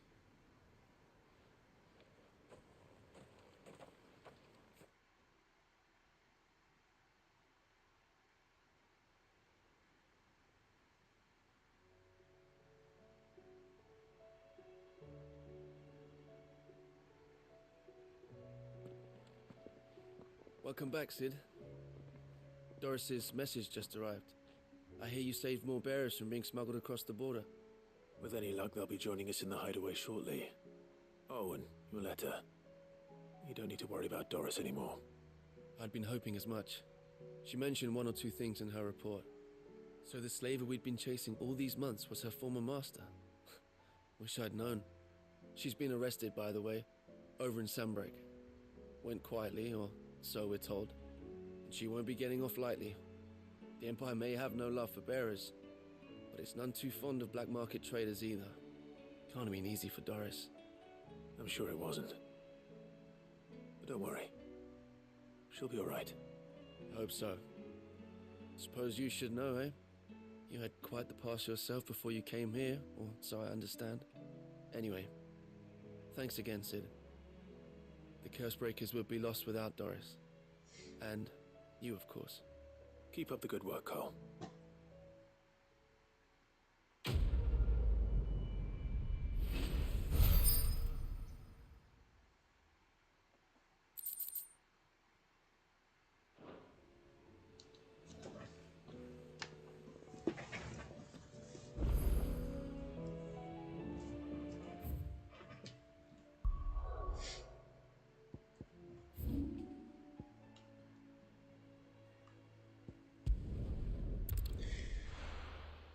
I do hope that the other quests are quick and short, because I cannot stand, you know...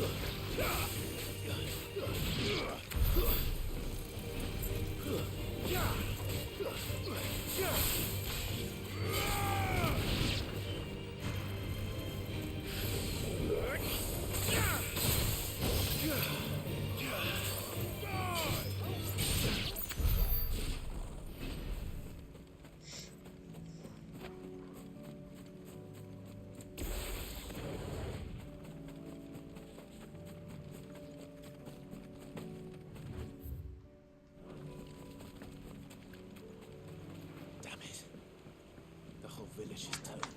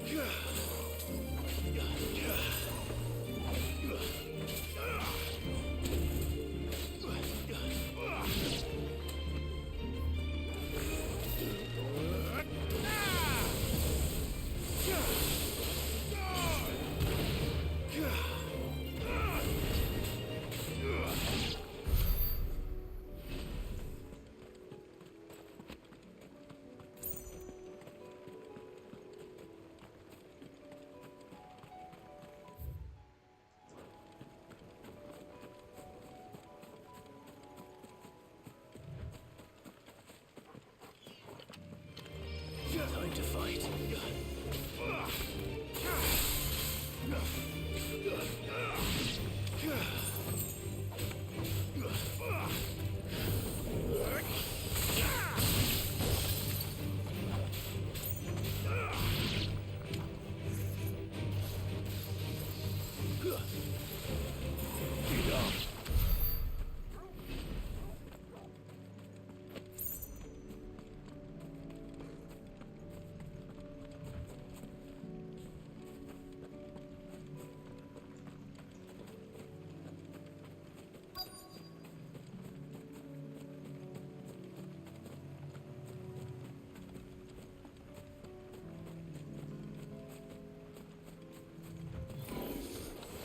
I'll need to deal with these ones first.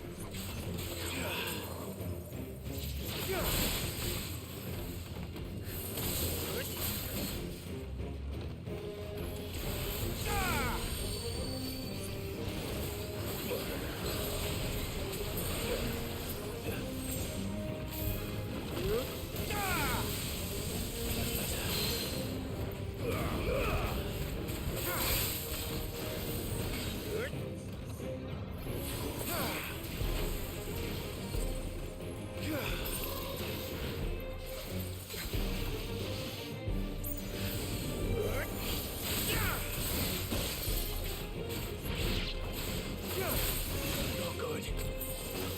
What's that?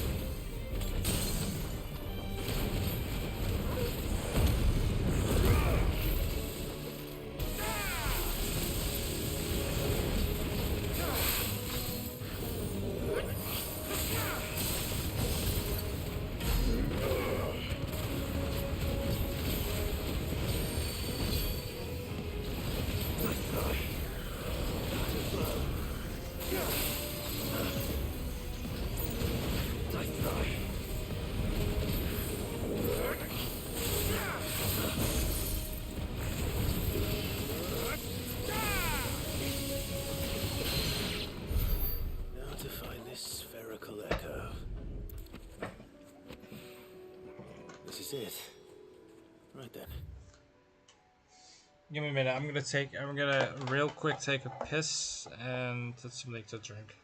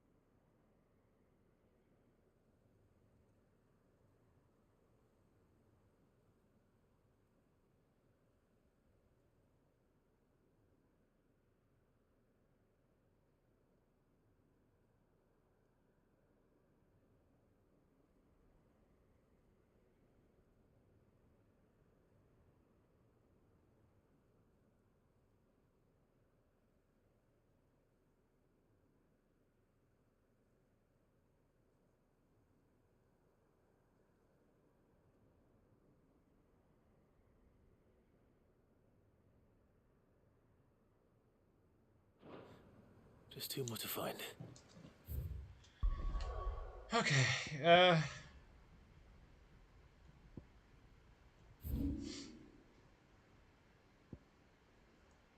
okay, first let's go here.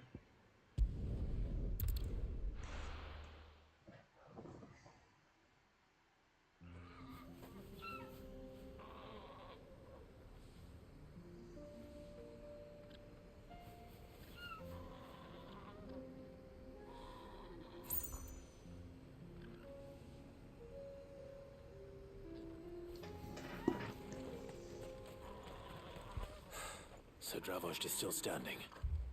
For now, at least.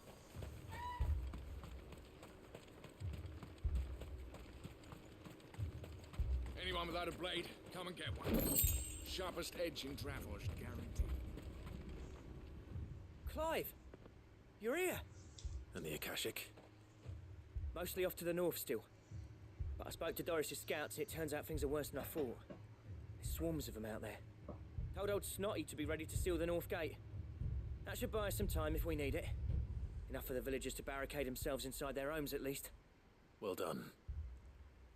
Welcome back, Sid. I'd never have guessed, you know. Not if August hadn't let slip. Who'd have thought that the savior of Dravost would turn out to be the realm's most infamous outlaw? Keen to help us out again? I am. Thought you could sneak off without me, did ya? Blackthorn. Oh, what are you doing here? One of the scouts couldn't keep his voice down. Unlike my best mate who didn't think I deserved to know. So then, how long's it been? Not enough for us two to turn into a pair of old codgers, I see.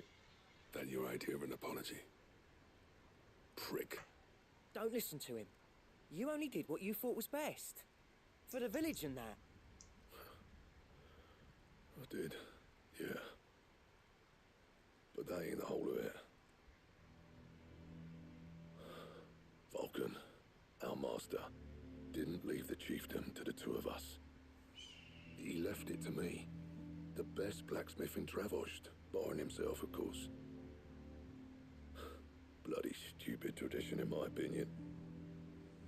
If someone's got talent, you should let them practice their craft, not ask them to settle petty feuds and barter for grain.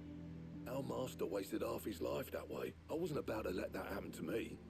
So you wasted half of mine instead? You're what Dravost needed. Under me and my precious ideals, this place wouldn't have lasted a year.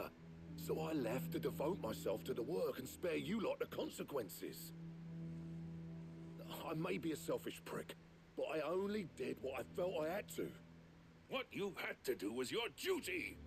Even if it meant we all starved? Enough. This is no time for bickering. You can finish beating each other up once Dravost is safe. Fine. I've said my piece anyway. Yeah, so have I. Sorry, Clive. I shouldn't have stuck my nose in. Short enough on time as it is. Still, give us a mo, would you? I need to get my head straight before any of them Akashic try to bite it off.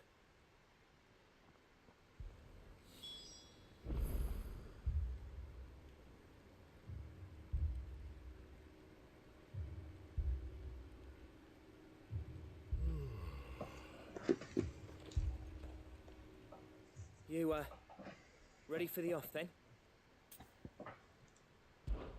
We can't afford to waste any more time. Right you are. Might be worth having one last word with the scouts, though. Don't want any nasty surprises, do we? Oh, and Blackthorn, you and Zoltan might be better off staying inside the... Akashic on the move. How close are they? Within sight of the walls, and there are more coming up from the mines. What was I saying about nasty surprises? They'll wash right over us if we stay out in the open. We're pulling back behind the gates. Good idea. Get yourselves inside, but keep your weapons handy. Understood. Alright. I'm prepared to fight if I have to. Well, let's hope you don't. That's our job. Once the scouts are inside, order your men to barricade the gates. No heroic last stands, you hear me? No fighting at all if you can help it. August's right. I've seen what Akashic beasts can do to armor. The people here are tough and willing, but they ain't equipped to face what's coming. I'm going out there. Start work on the gate as soon as I've left. I'll give you as much time as I can. And if they kill you? You evacuate. But it won't come to that. I promise. You'd better be right. Take good care of Dravoj till I get back. Leave it to me.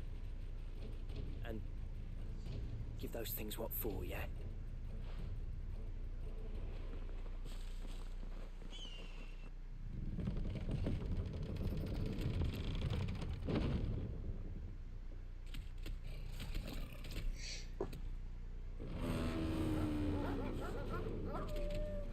All right.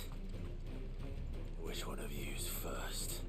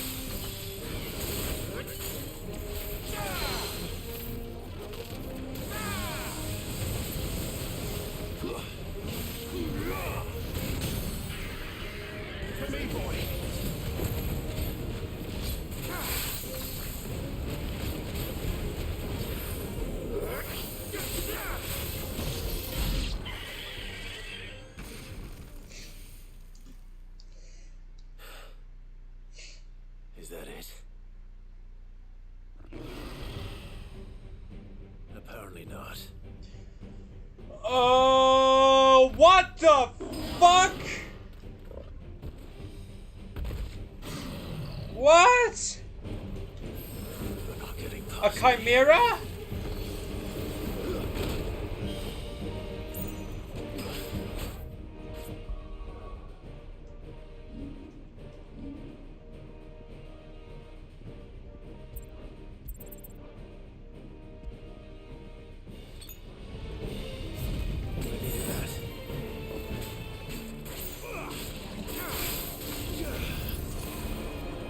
Whoa! Wait! Whoa, whoa, whoa, whoa, whoa, whoa, what?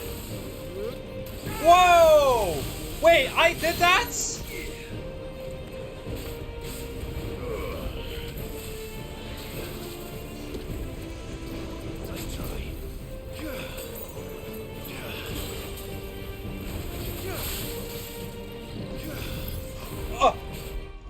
Wait! If you perfectly dodge it, it permafrosted! Oh my god! What?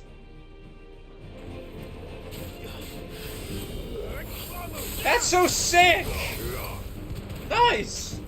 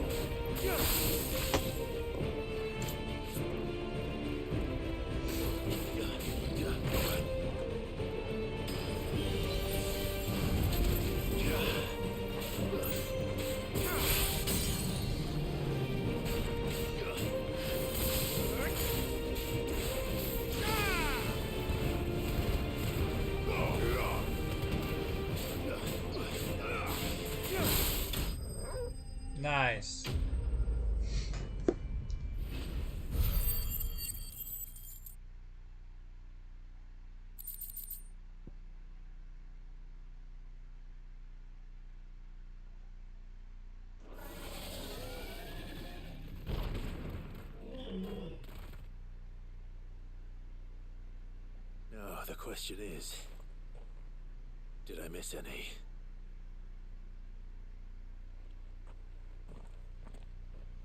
Man alive! You're still in one piece! I slew as many as I could. As many as I could, he says. The old bleeding lot, more like it. Well, almost. Only almost. Yeah, one or two did try to sneak over the wall. But we got the bastards, don't you worry. Good. Though you do know, more will come in time. In time, yeah. But we can think about them later. Let's get you back inside.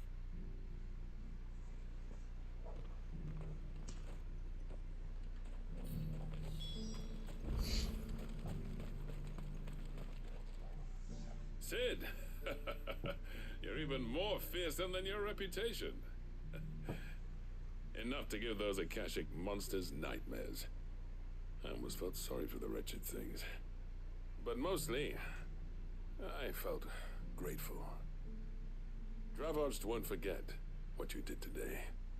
I'm afraid I've only delayed the inevitable. There's no getting rid of that ether flood. Meaning that any living thing which stumbles into those mines will end up clawing at your walls again. And that's if the flood don't spread. If it does, well, I hate to say it, but the village's days are numbered. That may be, but we're staying just the same. With ether floods springing up all over, it's no less safe than anywhere, and more importantly, it's our home. We'll fortify the gates to the north, and I'll see that they're guarded day and night. All right. Then we'll give you a hand shoring up those defenses. As for you, Blackthorn, that's twice you've turned up when Dravos needed you. So, thanks. I shouldn't have stayed away so long. And I shouldn't have left without talking it over with you first. Too bloody right you shouldn't. Though I doubt I'd have listened.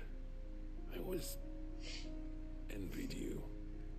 How you made everything look so easy when, for me, it was anything but. You leaving gave me the perfect excuse to hate you. And from that day on, I never once stopped to wonder what it would have been like if you'd stayed. But what you said earlier, it was true. You'd have been the death of this place. Finally, something we can agree on. I hope you see the sense of it eventually. You kept this place alive.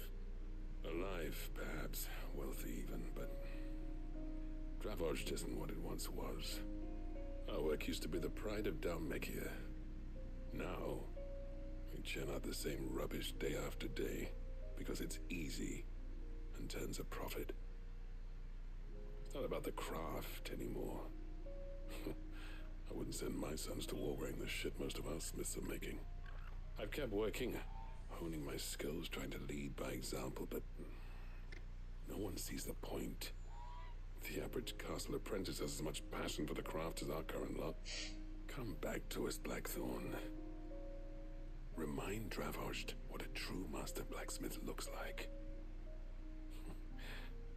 I'll even man those bellows of yours if it means we can work at the same forge again.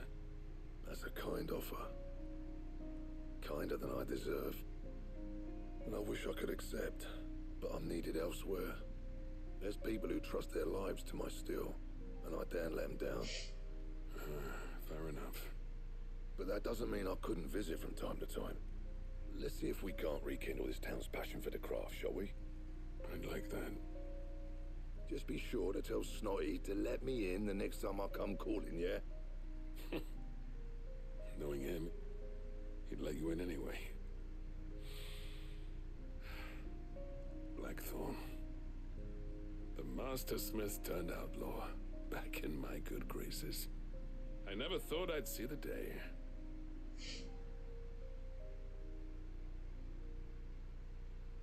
I'd say that went pretty well, wouldn't you? Even better than I'd hoped.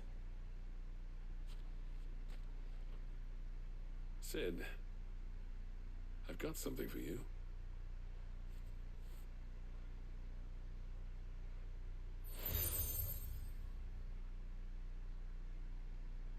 And this is? A token of our lasting gratitude.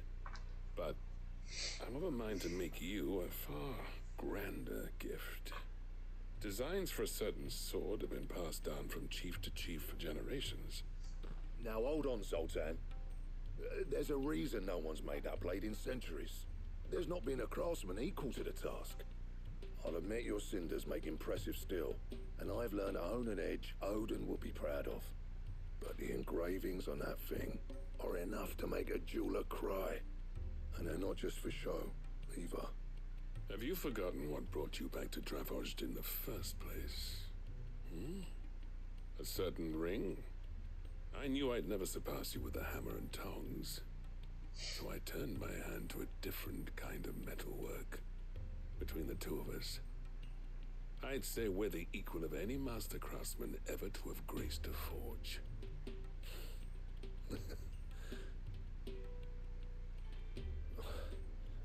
You know what? I think you might be right. Clive, you wouldn't mind if Zoltan came back to the hideaway, would you? He's more than welcome. As long as he can keep our secret. Right. Zoltan, get your tools. We've got a legend to forge.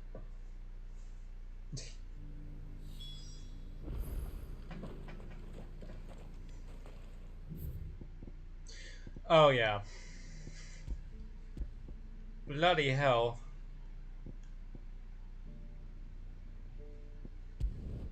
There, oh yeah, 3 of them.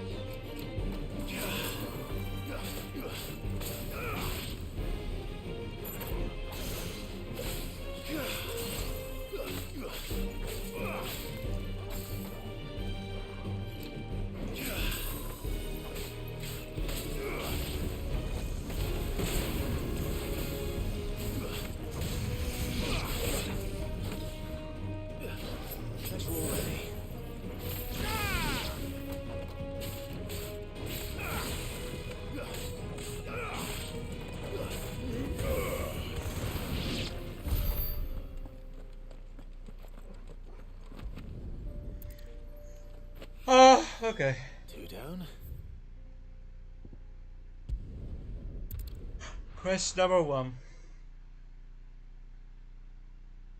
We've been streaming for almost 3 hours, and most of it is just tallied up to fucking quests, side quests. God damn it. Clive, to what do I owe the pleasure? I just wanted to see how town's been faring since you brought everyone together. Since we brought everyone together, all is absolutely wonderful. Conrad and Natalie's hands remain safely away from each other's throats and firmly at the helm. Our stores are full, and the bandits still too disorganized to raid them. Just as the good Lady Jane and Lord Underhill intended. Are you a lord? Lubor's going to be one too. They're going to make him the Lord of Dalimil, because of how he stopped all the grown-ups from fighting. It's the mayor of Dalimil, dear. And my first act will be to build a school so that menaces like you two learn not to interrupt your elders. Speaking of menaces, and maybe a rather worrying one just over the horizon. May there indeed. I'm afraid the example Conrad and Natalie set in putting aside their differences and presenting a united front might have caught the bandits' attention. And they might have elected to take a similar approach. They have formed what one could call a League of Outlaws, and they grow more organized by the day. But we'll fight them all off just like last time, no matter how many of them there are. Won't we, Lubor? Of course we will. If we continue to work together, we can overcome any challenge we choose to face. The longer we avoid facing this one, the more difficult it will be. Until the only way to overcome it might be to run for the hills. Our best hope is to nip these efforts at organization in the bud, by finding those ne'er-do-wells who have yet to join the cause, and ensuring that they never do. Perhaps a certain Lord Underhill might be willing to lend us his aid once more? How could I refuse? Thank you, my lord. Victor will fill you in on the particulars. I have him stationed by the desert gate, receiving and collating reports from my scouts. Such an amenable soul. He reminds me of you. I'll go and speak with him.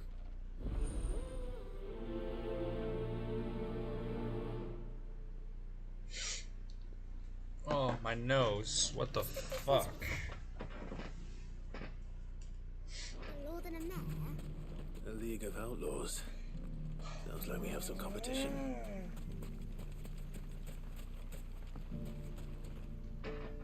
Still in Dalamil, Victor? Ah, Sid. I thought you'd have returned to Cosnis by now. I did. Then I came back. I've developed something of a fondness for the place. And having worked so hard to see it saved from one fate, it would seem remiss to abandon it to another. A sentiment Master Lubor certainly isn't shy about exploiting. Hence my doing his bidding yet again. You're not the only one. What does he want you to do? He asked for my aid in putting down the bandits. And he said that you might be able to help me find them. Then you've come at just the right time. I was on my way to speak with Conrad about how to organize our forces. There are more camps in the vicinity than we can safely strike at once. But we must strike together, and we must strike soon at as many camps as we can. We can't give this league of theirs time to rally its forces. All right. Which camp shall I take? There's one upriver. Just out there, across the dunes. Leave it with me.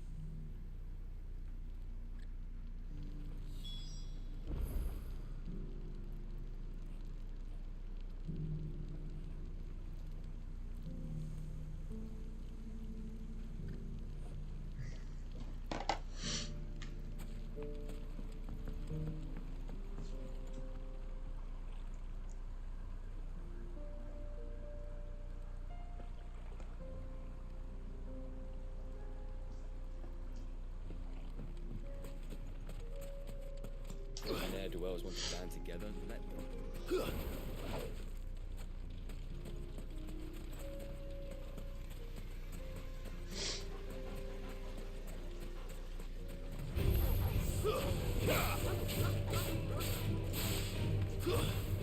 Stay down!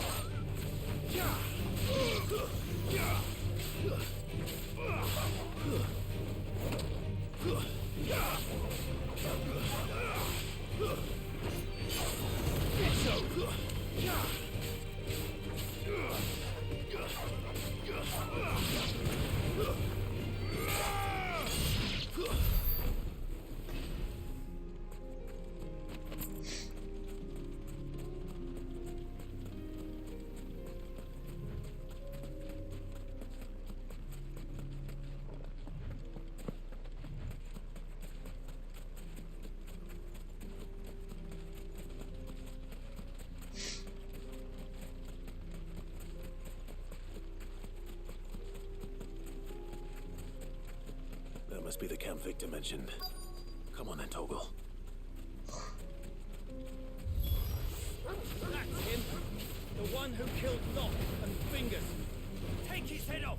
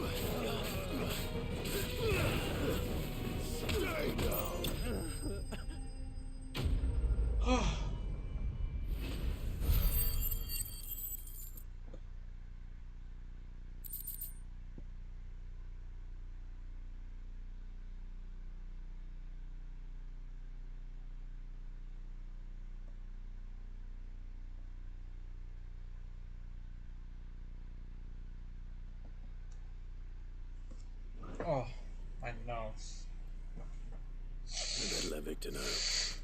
Sid, where are you? Ah, I see the bandits didn't pose you any trouble. No, but that's not why you're here, is it? No. Something's happened. We need you back in Dalimil. What is it? The whole town's in uproar. They're saying that Lubor is a bearer. What? Seems that one of our parties wasn't as thorough as they should have been. They let one of the bandits escape, and his escape route took him right through Dalimil. Some of the children spotted him, and he was about to silence them. And when Lubor felled him with a bolt of magic, and without a crystal. But that's not possible. It is, if he's a bearer and has been hiding it all these years, which is what people are saying. If he has, well, I wouldn't blame him. No man is branded by choice. Still, all those people see is a man who's lied to them all his life. One who has made a leader of himself when the world believed he should have been a slave. Fuck. I don't know where we go from here, but I know one thing. Lubor needs all the friends he can get right now. You're right.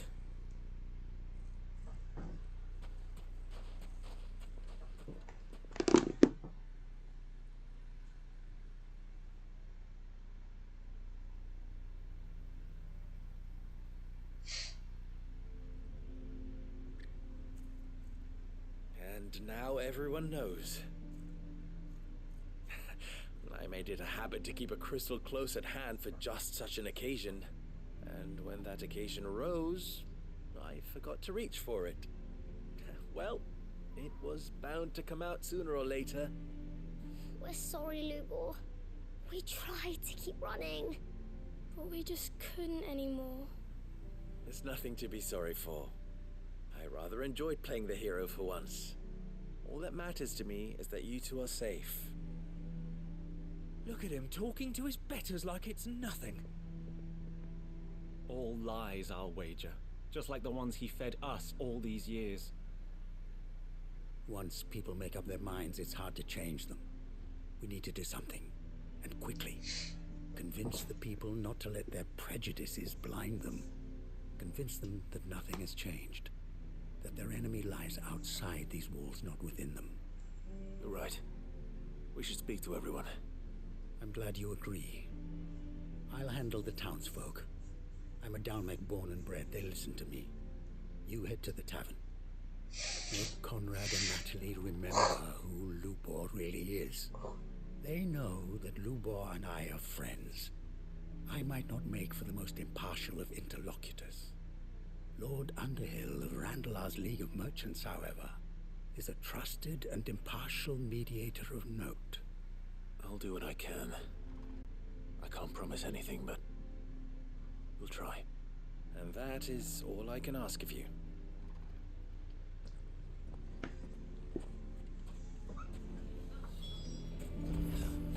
Why are you taking the bearer's side? Why do they always have to make such a rush? He knew all along that he was playing up. Forgive me for disturbing you, but could I have a moment of your time? I've seen your face before. As have I. Lord Underhill, wasn't it? Of the League of Merchants. That's right. I wanted to speak to you about Lubor. The rumors that he's a bearer. All true, I'm afraid. He'll never be mayor now. Not if I have anything to do with it. But what of his wares? Bearer or no, his steel is highly valued throughout the Republic. In this at least, he's done the town a service. Might that not earn him a little leniency? Leniency? He pretended to be one of us when he was laughing behind our backs all the while. I'm sorry, my lord, but he lied to us. He lied to you. He cannot be trusted. So what do you propose? Will you drive him from his home? Close his forge? Perhaps. That is a question for the people of Dalimil, and they will thank you not to get involved.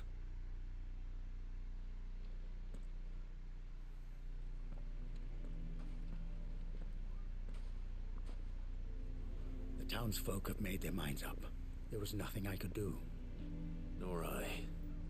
Conrad and Natalie refused to consider anything but their own wounded pride. You never know. Once their anger is cooled, they might see things differently. For now, we should report back to Lubor. All right.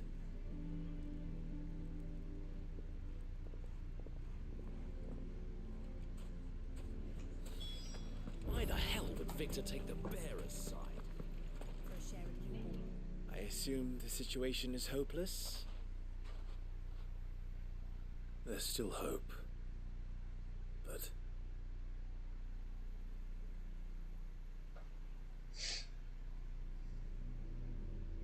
But perhaps not in this lifetime, I think it's fair to say.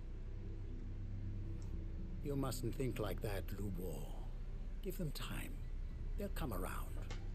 We'll talk some sense into them in the end, you'll see. No, you won't. And your efforts would be better spent elsewhere. But Lubor... Rosina would often tell me that steel does not lie, that a blade is a reflection of the smith who forged it. To yourself be true, that was her point. Rather an ironic one when you consider that her life was taken with a blade of her own making. But I do not doubt that she was always true to herself and what she believed in, right to the end. And so must I be. I must do what I know to be right, no matter what others might think of me. And now, I know what that is. I must embrace my new role of villain so that the people of Dalimil have something to unite against. For only united can they hope to stand against the threat that awaits them. I'll need to make a suitably dramatic exit, of course. Don't go, Lubor. You're the only one who was ever kind to us. We'll be all alone. Again. Trust me, little ones. It is for the best that I go. Not only for the town, but for you, too. How could it possibly be for the best? These children need you. The least you can do is give the townspeople a chance to change their minds. They would not take it, Victor. It's over, you say? And so just like that, you're going to throw this town and these children to the wolves? I thought you were better than this. But it seems you had me fooled as well. Victor... Forget it. Do what you will.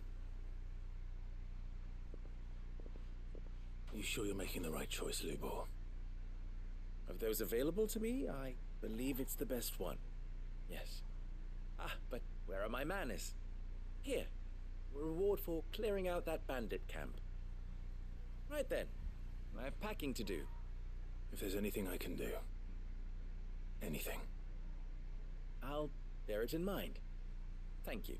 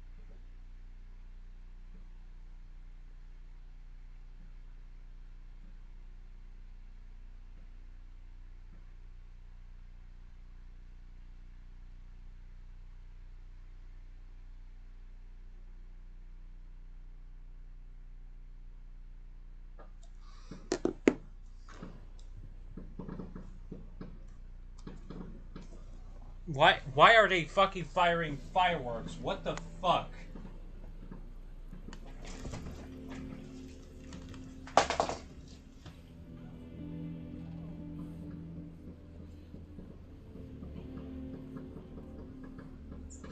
What the fuck? What do you mean? Why there fucking fireworks? What the fuck is the point? It's fucking broad daylight for starters. What the fuck?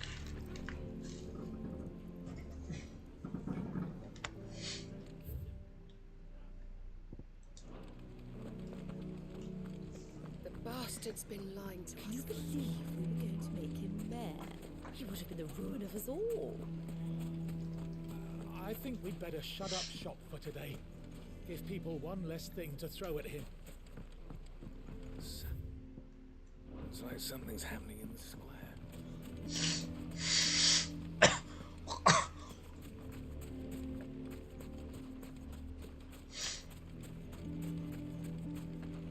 Good day, my lord.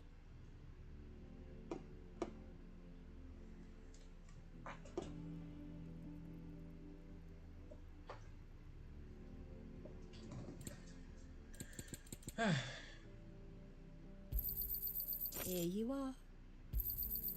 My thanks. An excellent choice. Here you are. My thanks. Fare you well.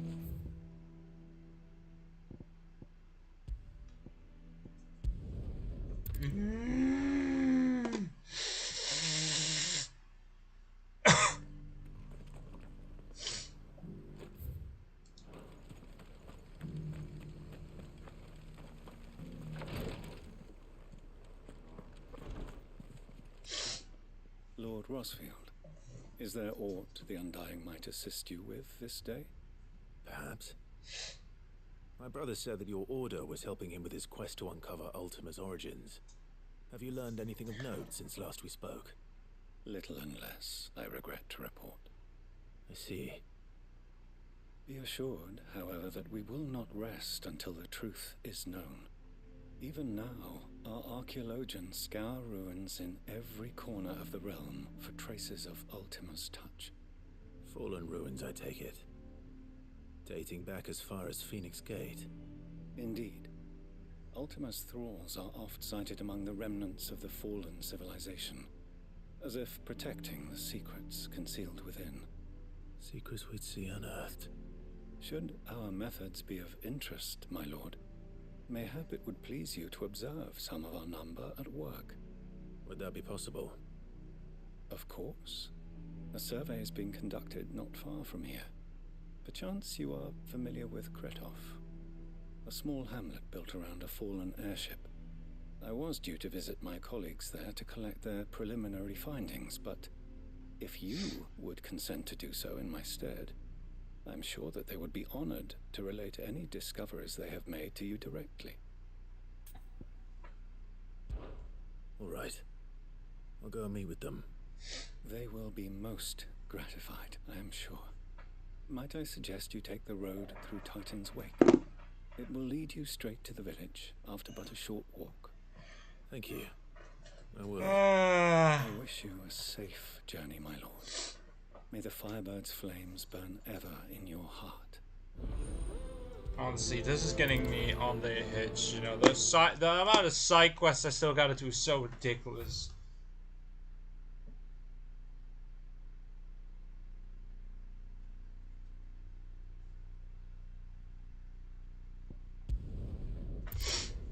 Like, ugh. Please stop with the side quests. I already have enough to do, and you want me to fucking you bombard me with more side content to do.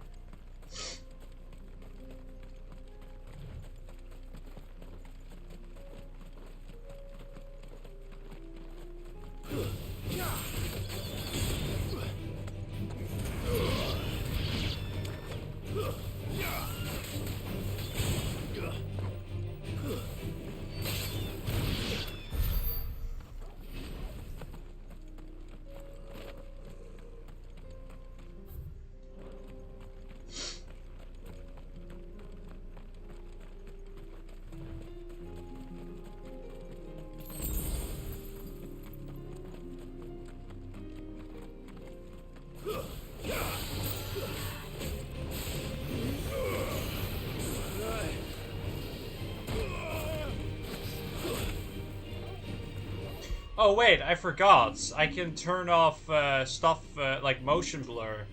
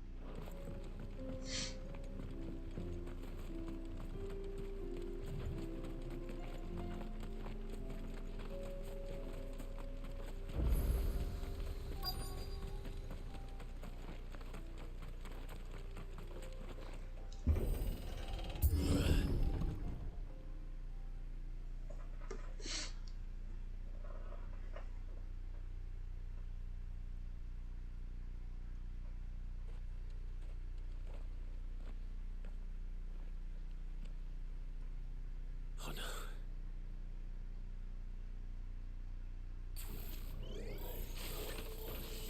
You'll pay for this.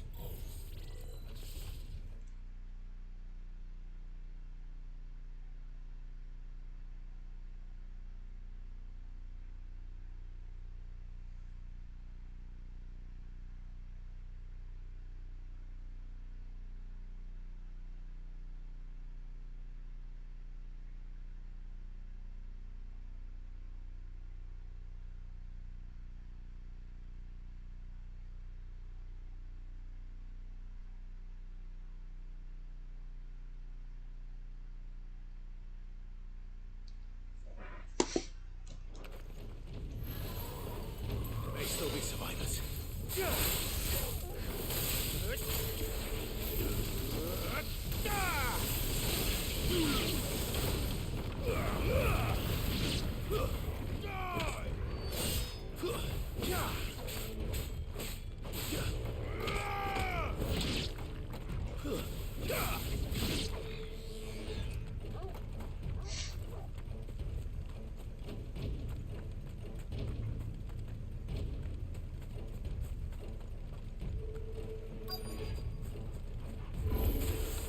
Whatever that thing is, let's say it's their leader.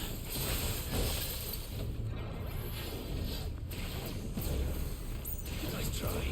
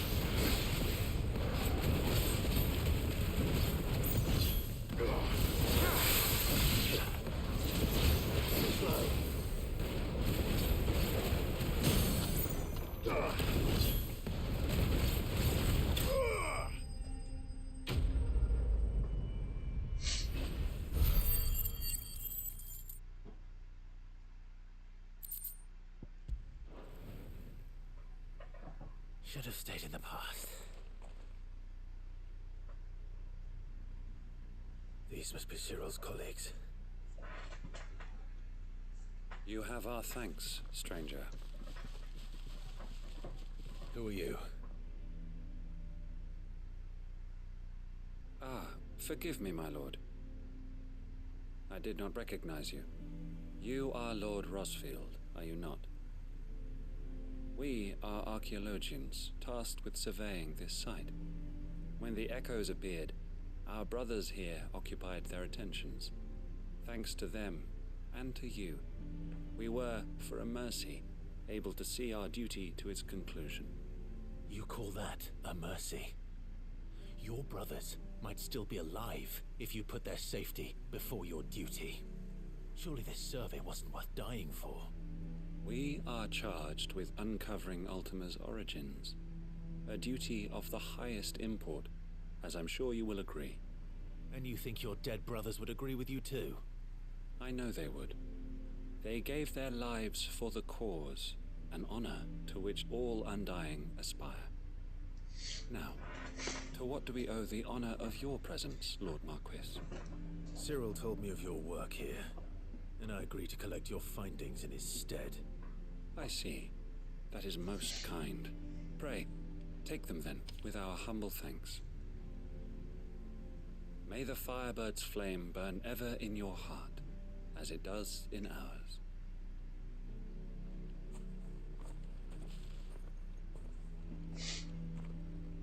It's one thing to lay down your life for another, but for a survey... I suppose I'd better get this back to Cyril.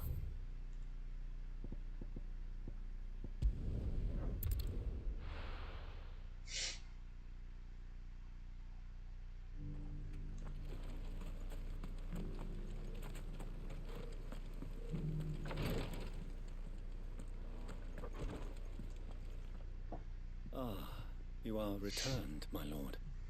I collected your colleagues' preliminary findings. Here, take them.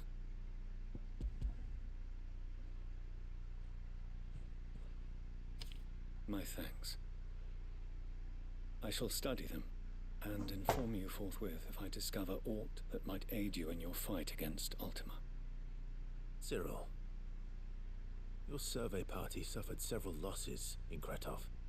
Losses which could have been avoided, had the others not chosen to complete their work, instead of saving their friends. Were these your orders? No. This was their choice. Every Undying devotes his life to the service of the Phoenix. It is our sole duty, and should we die in discharging it, so be it. Even when death is avoidable. My lord, I fear that this is not a point over which it would be fruitful to argue. The Undying have served the Phoenix for countless generations, and your opinion of our methods, however earnest, is not like to change them. We live to serve the Phoenix. Our very order exists for that purpose, and that purpose alone. Cyril, I know that you and your brethren answer only to Joshua, but allow me to offer you a word of advice. It does not further the cause of the Phoenix to have his loyal followers surrender their lives without good reason. Provide your survey parties with an escort, that they might live to do their duty for years to come. Think not only of how you can serve the Phoenix, but how Joshua would want you to serve him. Please. For all our sakes. I thank you for your advice, my lord. If you will permit me to respond, our faith in his grace, Joshua Rosfield, is absolute, and we of the Undying will do what we believe is right to fulfill our duty unto him. As first shield to the Phoenix, I am sure you understand what it means to do one's duty. I do. Then we are of the same mind, and it is my hope that we may continue to do our duty together.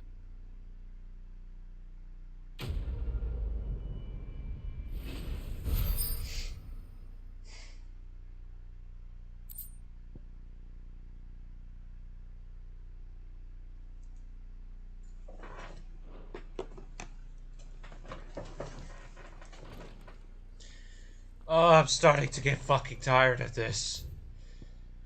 Please, just let it end! With the fucking side quests.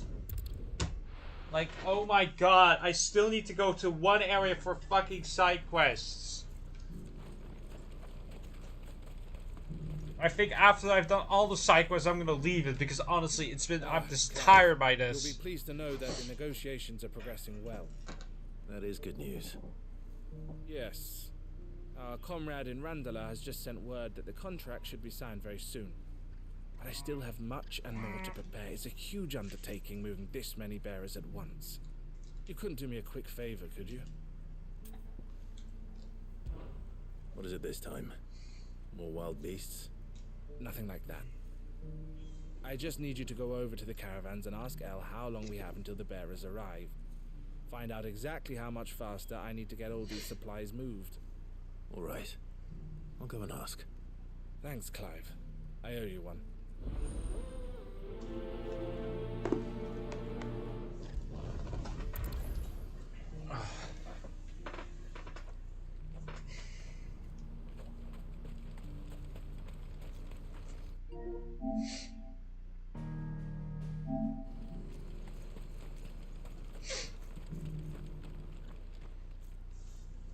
Don't blame yourself, El. This is their fault, not yours. I know, but no buts about it, all right?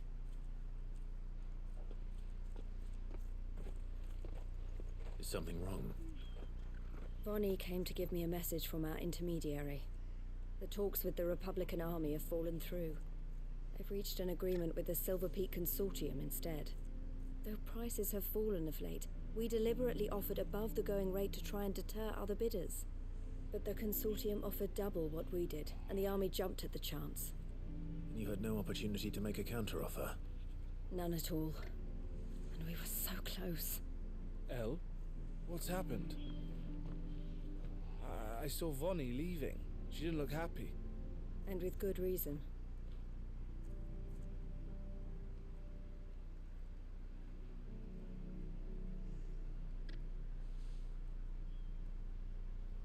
But I thought we were the only ones the Fist was speaking to about the bearers. How did the Consortium even find out about this? It's not so surprising. They have ears all over the Republic. This isn't over. The Consortium will have to sell these bearers eventually, and at the price they paid, buyers will be few and far between. I'm going to Randalar myself. Alone? You sure that's wise? Are you offering to be my bodyguard? How kind. Meet me at the checkpoint near the capital gates. I'll send an owl ahead and request a meeting. You go to Cashlock, Theo, and get everything ready. We've waited far too long as it is. Even if I fail to free these bearers, there will be others. Someone needs to prepare the place and keep any prowling beasts at bay. Oh, and that's me, is it? Well, it looks like I'm following orders till she gets back from meeting the Silver Peak Consortium, who've been doing their best to undermine our scheme. She'll never join them after this, surely. No, she said it herself. She still has plans for Cashlock, even if this one falls through. She means to stay with us then. I can't say I'm not happy to hear it, but is this what she really wants? You have to trust her. You're right. It's what she wants now. And if Elle's off fighting for the cause, I should do my part too.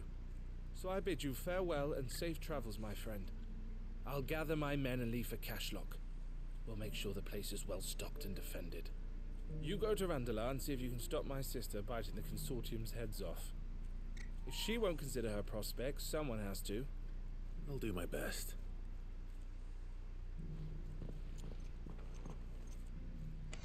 All right. To Randalar then. And better not keep Eloise waiting.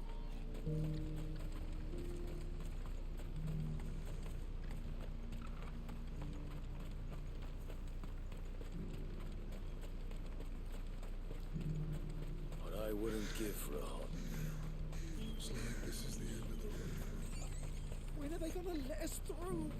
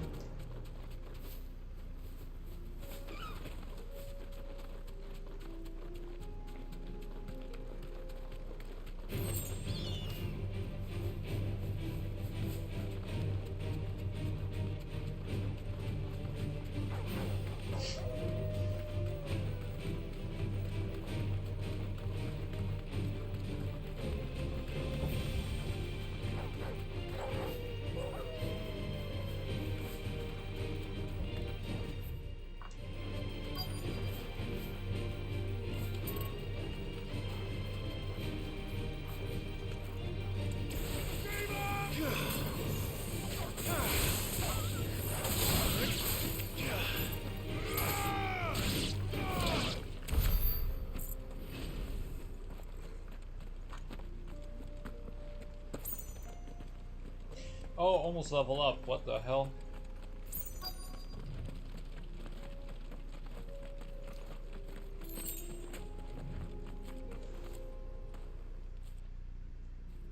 I hope I didn't keep you waiting.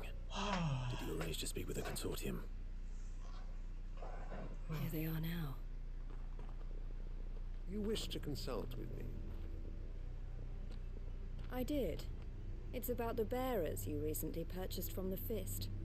We had all but finished making arrangements to buy them ourselves, and then you stepped into the fray. You misunderstand. The consortium had an interest in purchasing them from the very first. It was only our regard for you that kept us from bidding. But your hesitancy in accepting our offer to you suggested that the regard was not mutual. And so we resumed our business. I did not hesitate.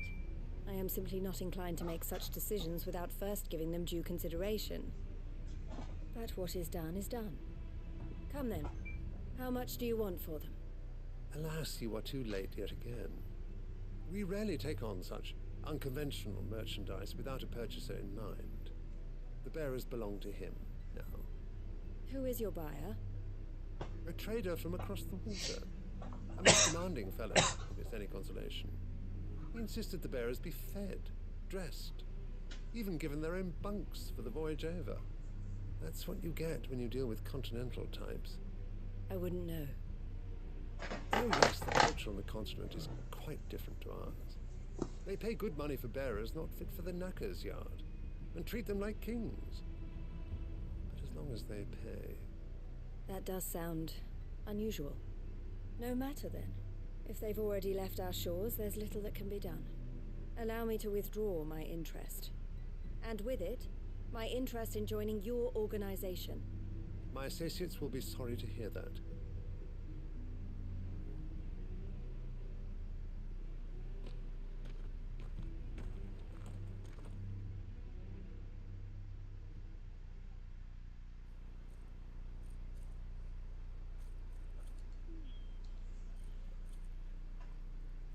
I'm sorry you weren't able to save them.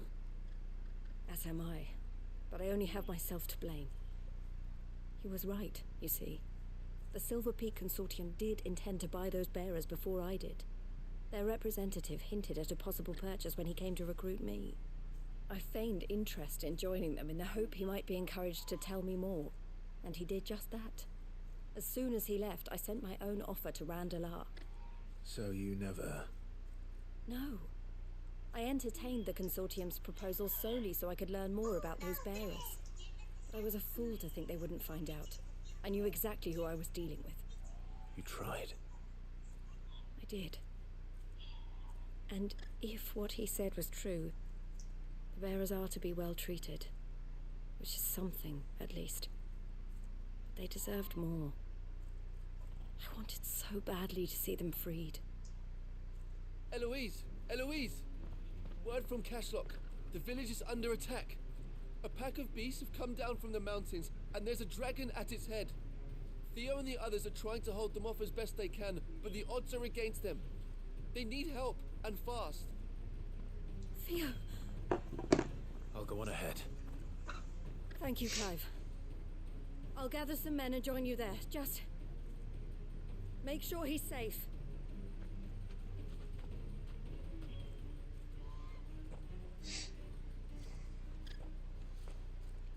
Hold on, Theo.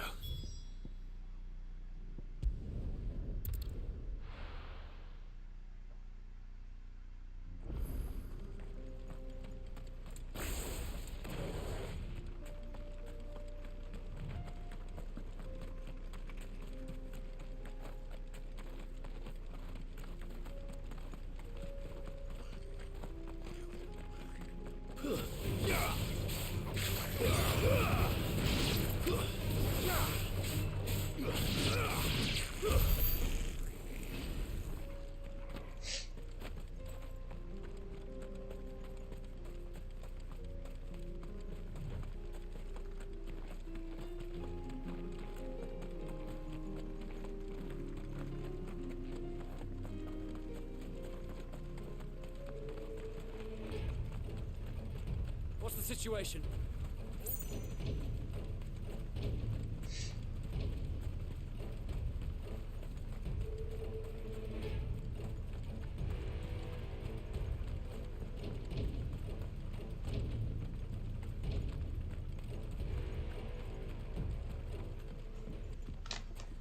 Where's Theodore? Upriver! He led the dragon that way to keep it from the village, but the whole area is flooded with ether. We just have to pray he makes it out in one piece. I can do better than that. Torgal, with me.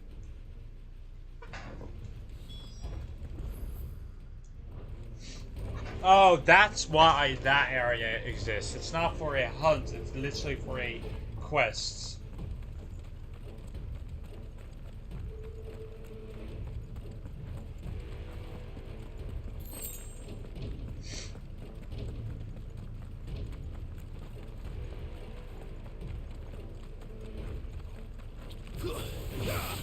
Time to fight.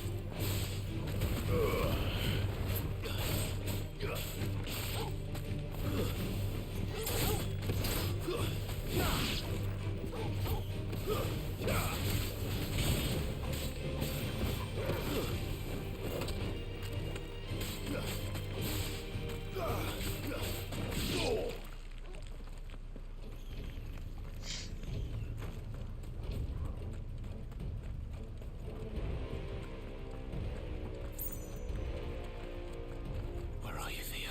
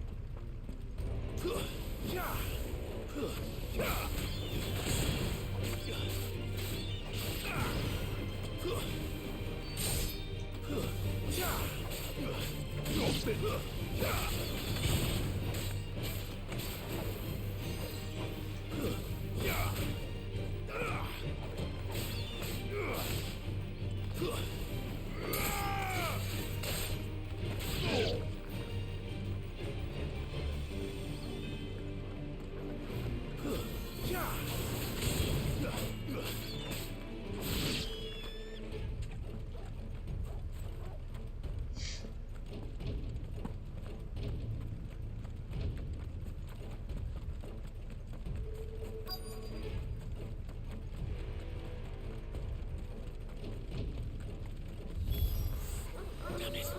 The ether's too thick. These creatures have already turned.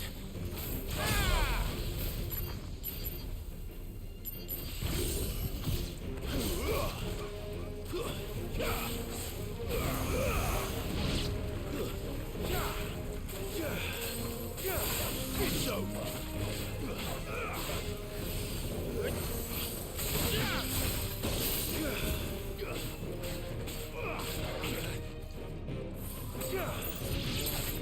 It's over. Farewell.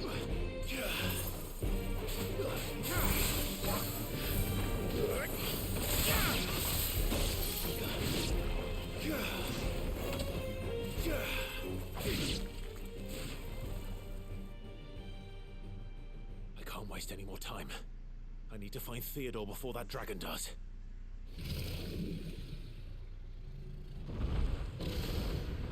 Looks like it's found me. This thing's turned as well. This isn't going to be easy.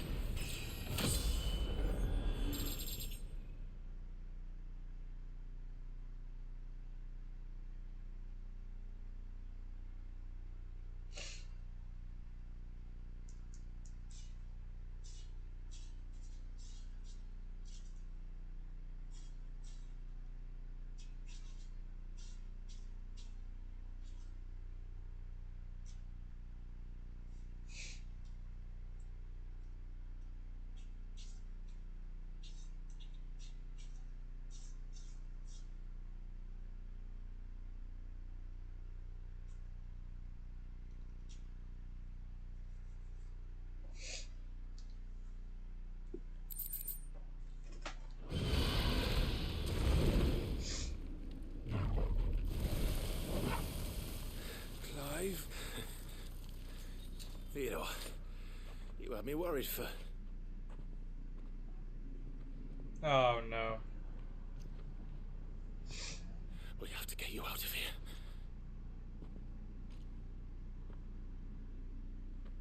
I think it might be a little too late for that. Bearer or no, there's only so much ether a man can take, and that Drake just wouldn't let me leave. You have my thanks, Sid, for finishing what I could not. For keeping Elle's dream. Theodore!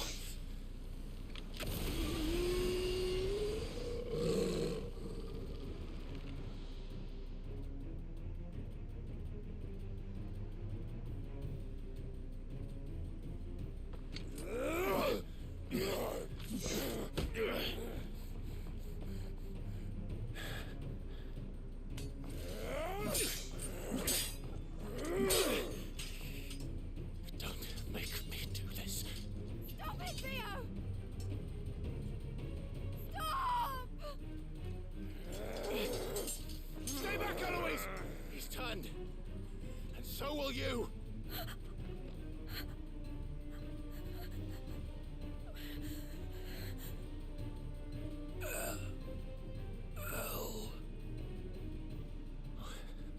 Theodore.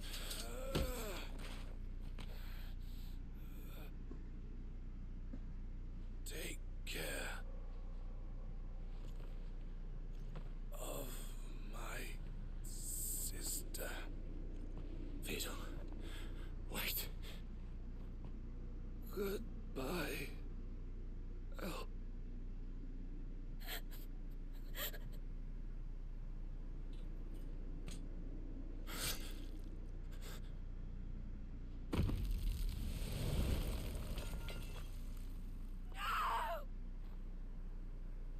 Theo!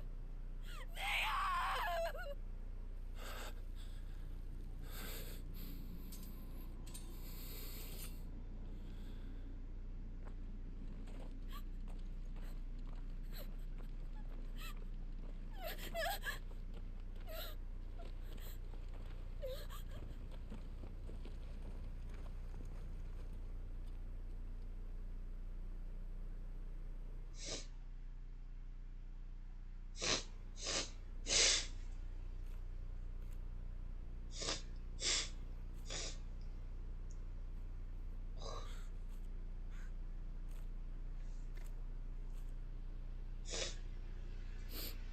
Thank you, Clive. I think I'll be all right now. That was true bravery he showed. Leading the dragon away from the village like that. His first instinct was always to protect people. To put others' well-being before his own. And now he's gone. Because I sent him to that place. Against his will. It wasn't against his will. He was ready to do whatever it took to show you he could stand on his own. So that you would finally be free to live your own life. To live my own life. He never could come to terms with the choice I made. What exactly happened? You once told me Theo was the first bearer you ever helped.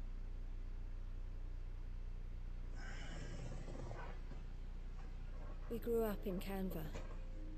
We were born to one of the great trading houses. And I was chosen to inherit the family business. I had my father's head for figures, you see. Theo did not. While I studied the art of commerce, he played at soldiers instead. A late bloomer. In more ways than one. For unlike most bearers, it wasn't until his 15th summer that his powers awakened. My parents tried to drive him out of the house and into the care of the constables. But before they could, I took him into mine. Theo told me something else. He clearly admired your devotion to the cause of freeing others like him from slavery. But he said you deserved a better life than this. He wanted to free you from what he called your bonds, just as you freed him from his. I would be lying if I said I had not wondered from time to time how much easier my life might have been if I had allowed Theo to be taken and devoted myself to the family business instead.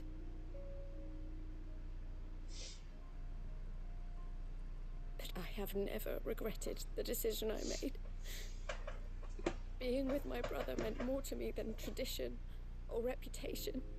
I only had to look at him to remind myself of that night and the choice I made and the fact that I would make the same choice again in a heartbeat.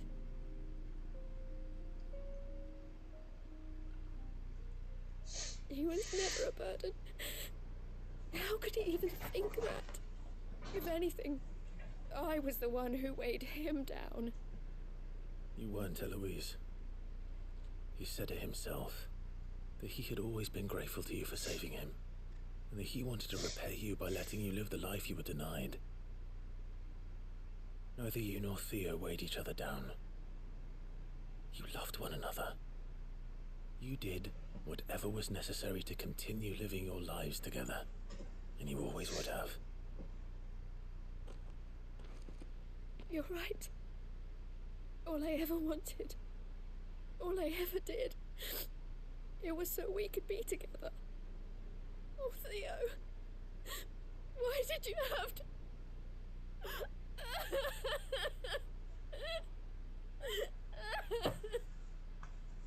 Very less said. What a very serious moment.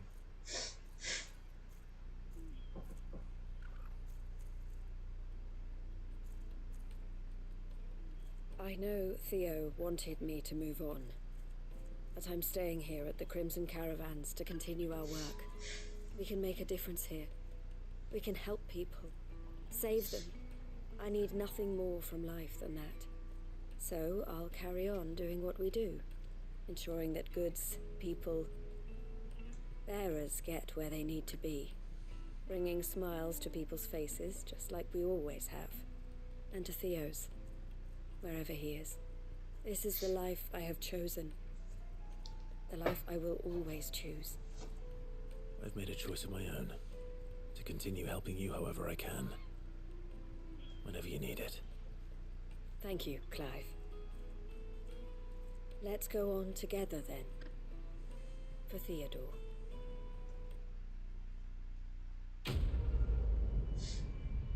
Yeah.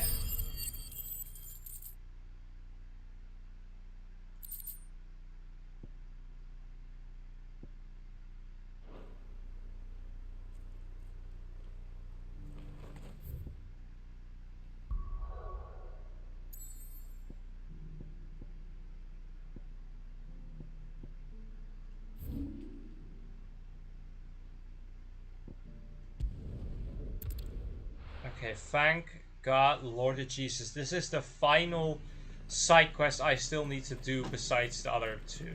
I got peppers to numb your tongue up. There were ghosts at the gates not days ago.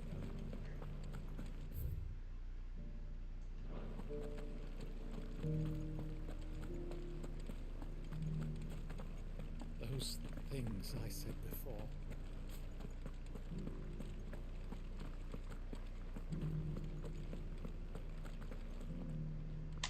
Oh, Clive. What am I to do? My wards and I may soon be without a home. What's happened?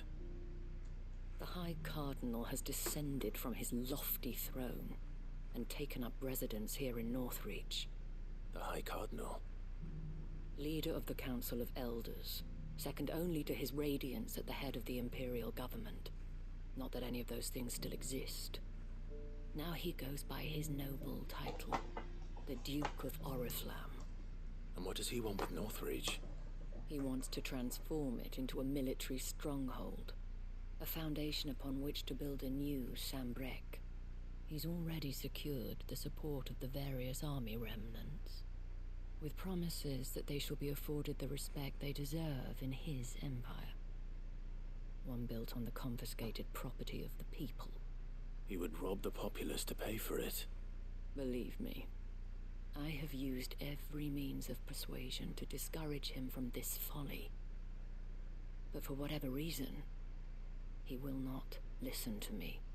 What does Captain Philippe make of this? When the town was under attack, it was him the soldiers rallied around. Couldn't he use that influence again? How? By speaking out against one of the most powerful men in Sambrec. A man whose stated aim is to revive the empire Philippe's comrades swore to serve, and to improve the soldiers' lot within it. The captain can offer them a regular supply of gruel, and an occasional trip to the Vale to help them forget the terrors they face each day. The Duke offers them a vision of strength and safety. No. Any attempt to incite mutiny would cost Philippe the support of his men, if it did not cost him his life. But given the mood around town, mutiny may yet be unavoidable. The people have little appetite for further deprivation, least of all when it serves only to elevate others. And who could blame them? Clive, would you appeal to the Duke on my behalf? For your services to Northreach, you have the respect of the soldiers, and they will take you to His Eminence if you ask them. And unlike Philippe, no bonds of loyalty prevent you from speaking your mind to the man. Well, will you try? You could hardly fare any worse. Sure. Oh, I'm so fucking done I'll see what with I can this. do. I'm so done with these Thank you, sacrifice Clive. attempts. Tell me then. The amount they bombarded find with this Duke me of Oriflamme? was a kind of a the bit garrison? overboard, like, I'll be honest with Overseeing you. the troops, yes. All right. Wish me luck.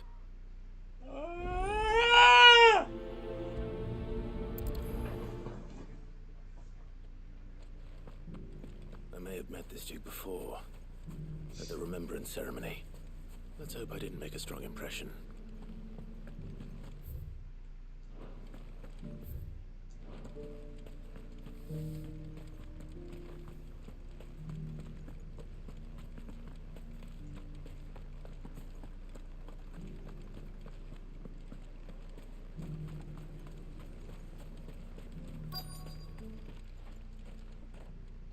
Halt! Oh, sorry about that. You're the dame's man, aren't you? You got some business with the captain? No, actually. With the Duke. I was hoping I might be able to speak with him. We're under orders not to let any civilians pass. But you should be alright. His Eminence has heard all about you and your heroics. Wait here. I'll go and ask.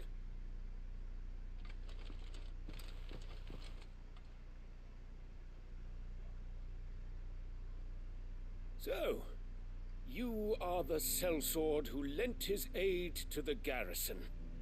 The Empire owes you a debt, and I shall see it repaid. But tell me, is it wealth that you seek, or favor? Neither, Your Eminence. I thought only to inquire about your plan to turn Northreach into a stronghold. Ah, I see. You are worried the expanded garrison will render your services redundant. Yet you needn't be. A proud fighting man like yourself shall always have a place here. Pride of place, in fact. For too long has the contribution of the noble soldier been under-reckoned. But no more.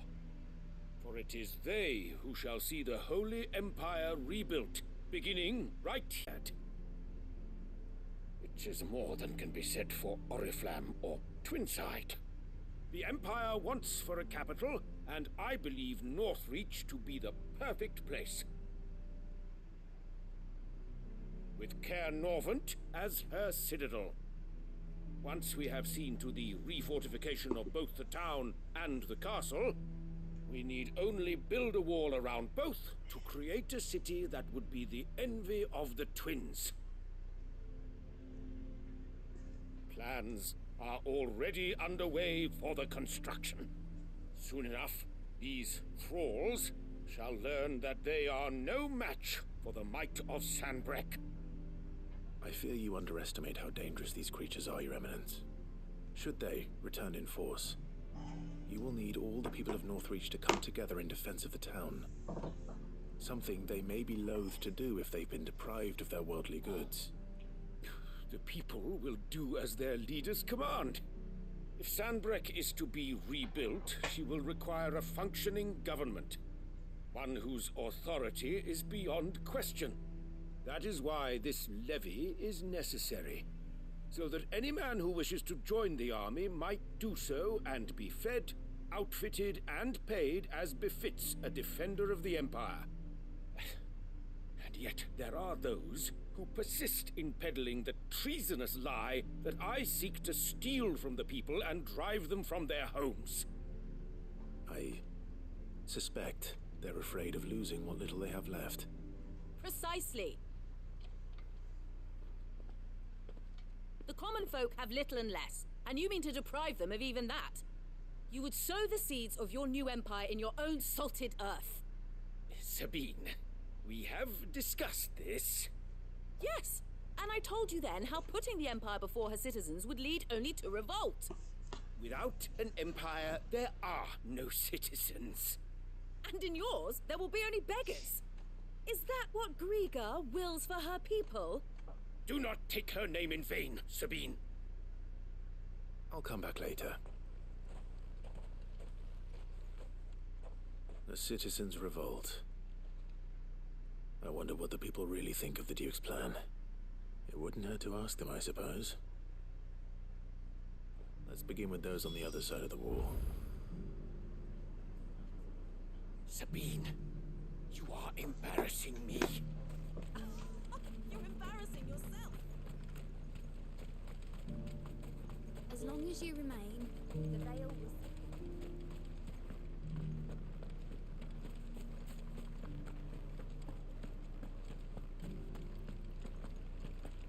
You needn't fret. The creatures... There were ghosts at the gates not days ago. All right there. What is it you're after, sir? Just your opinion, actually. I wondered what you thought of the Duke of Oriflamme. Oh, him. Not much. None of us traders do. It's thanks to nobles like him that we had to set up shop this side of the wall in the first place. Couldn't have the rabble getting any closer to the holy capital, could they? And now he's trying to drive us out completely, threatening to take everything we got from us if we don't clear off. If the dame said she wanted him run out of town, I'd be straight through that checkpoint, tar bucket in hand.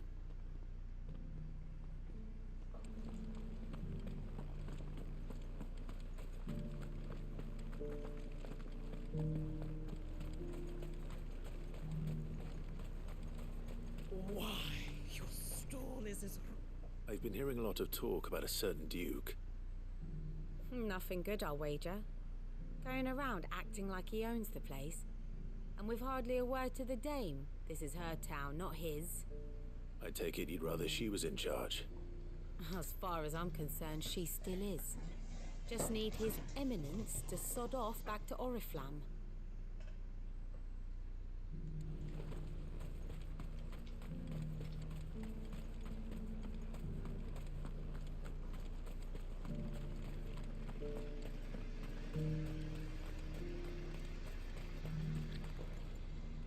A question, if you don't mind. What do you think of the Duke of Oriflamme?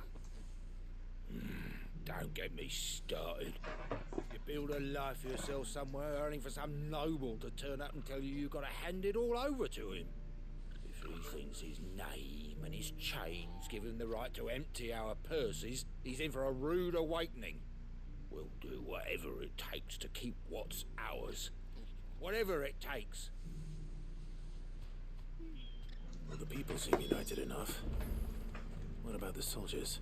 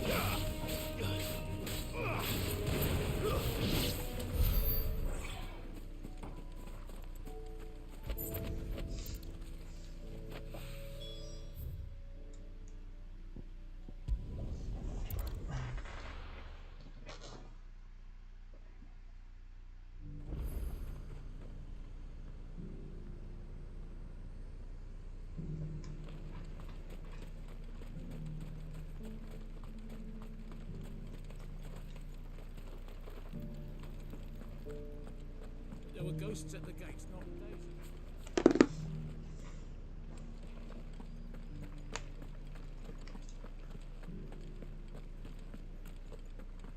Those things I said before. Excuse me, do you have a moment? I wondered if you'd mind sharing your thoughts on the Duke of Oriflamme. Well, he's made a lot of enemies coming in the way he did. I mean, look around us. You can see the state the realm's in.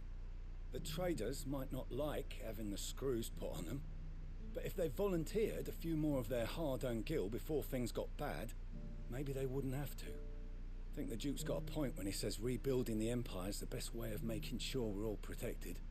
And if that means people who don't know one end of a sword from another have to make way for those who do, well, that's just how it goes.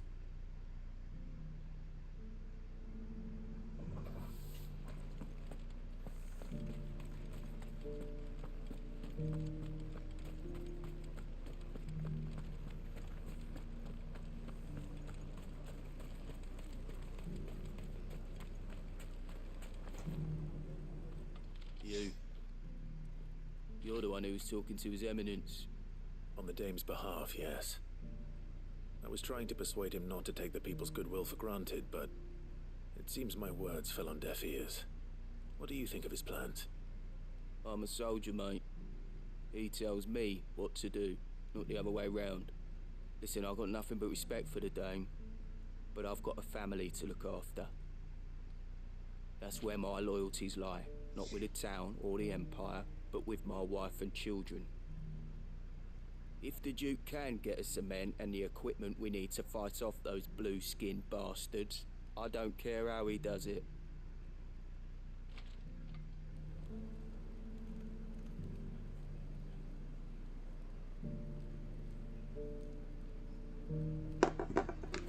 I left everything. As long as you remain, the veil will see to your needs.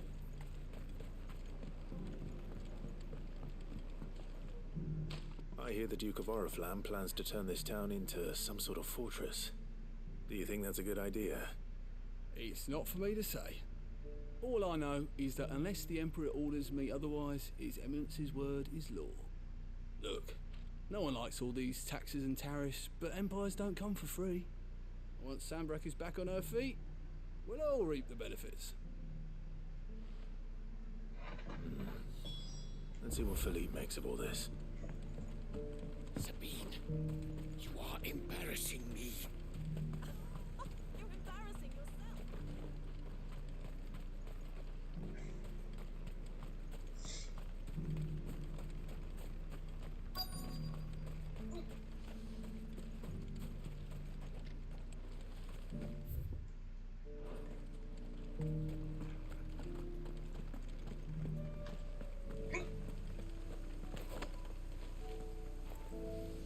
Captain, do you have a moment? For you? Certainly. Clive, wasn't it? Thank you for last time. How can I help you? I wanted to ask you about the Duke of Oriflamme. Do you intend to go along with his plan? But to tell you the truth, I'm in two minds.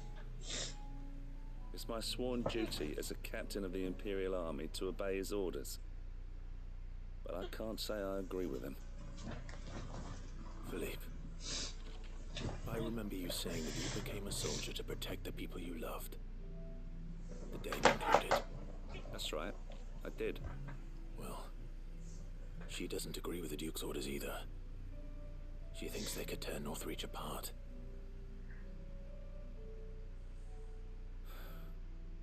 And she's probably right. Thank you, Clive. I know what I need to do now. Protecting the people I love is what matters. Doesn't matter how. Well, duty calls, so I better go. Thanks again. It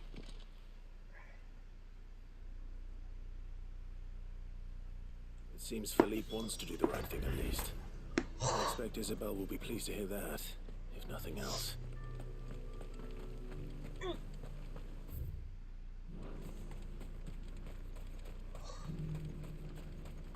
I am so done with this!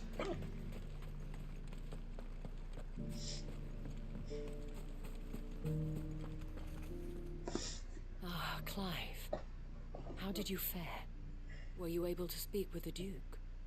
I was, but...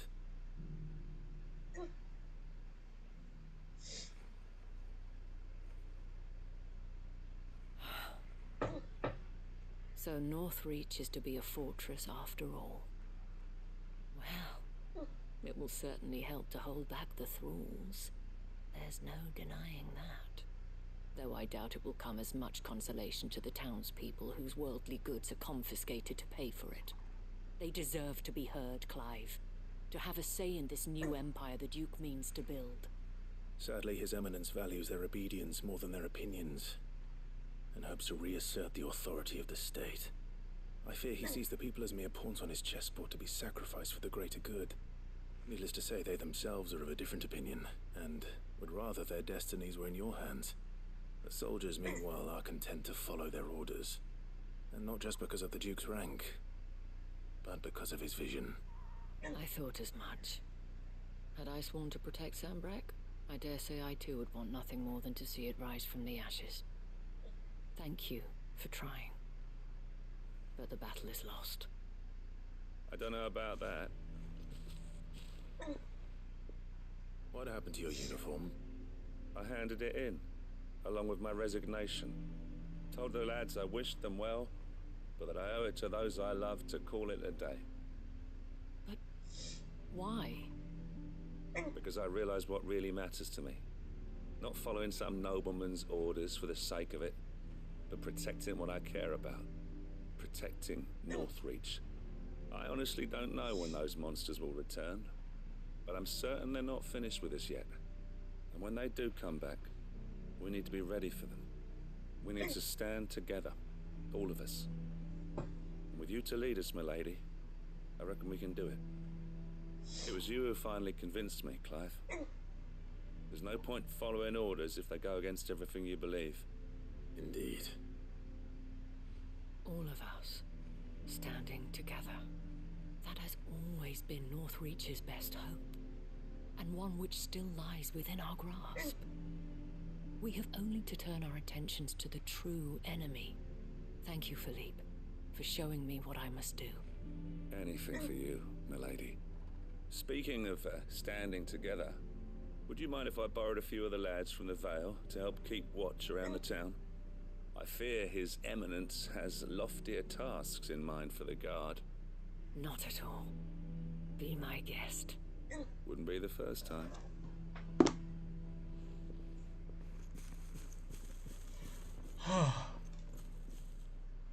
There may be hope for Northreach yet. Especially with men like you and Philippe to champion our cause. I, for my part, shall continue to work upon the Duke, in the stubborn belief that I might still tempt him into joining hands. But I suspect I shall have to call upon your aid again. Until then, Clive. Until then.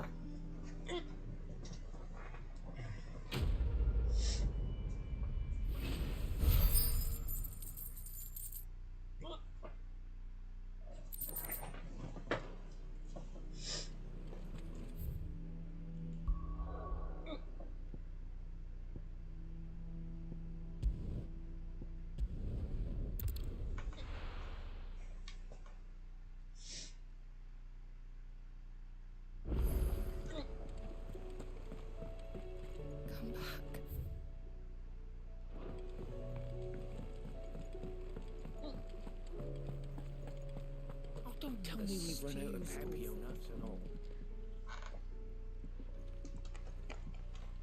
Ah, the man himself. We were just about to make a start on that sword I promised you. It's funny, but none of this would have been possible without your help. You remember Camille?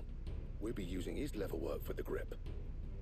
The steel, meanwhile, will be tempered in a fire, burning the cinders you charmed out of old Zoltan here. And that whetstone from the Outer Isles, that'll be what gives the blade its edge. And the final flourish will be my talented colleagues' engraving. A team effort led by the greatest blacksmith alive. Now, save that talk till the thing's finished, yeah? Right. I'm ready if you are. To the bellows it is then.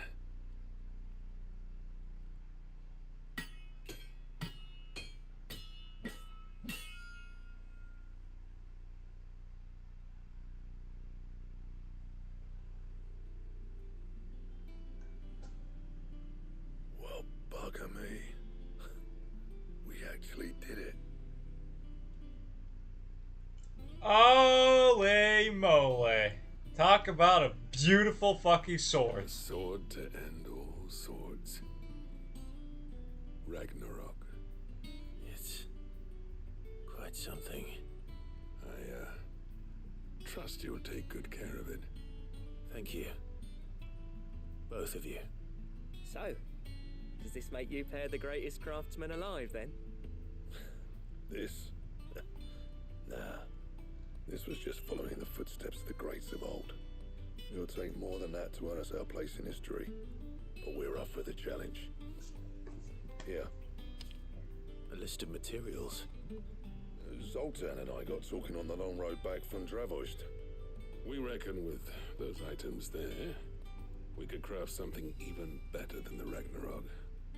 Something worthy of a legendary outlaw like yourself. That's a weapon I'd like to see. You leave this list with me. I was hoping you'd say that. One legend at a time, eh, lads? Before you start on the next, who fancies raising a cup to friendship reforged? Good idea. No more drinking to forget my past. It's about time I had something to celebrate. Then tap the kegs! Vulcan's boys are on their way!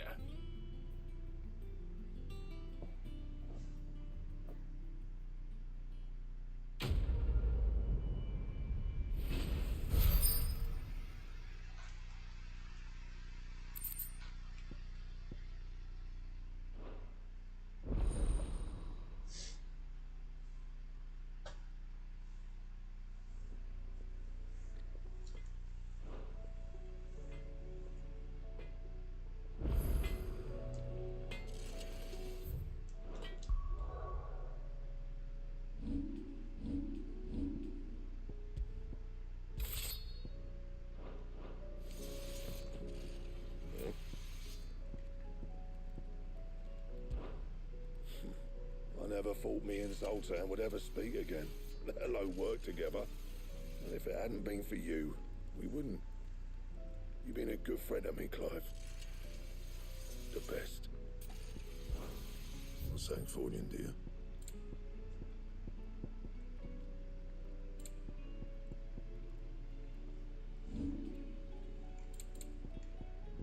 And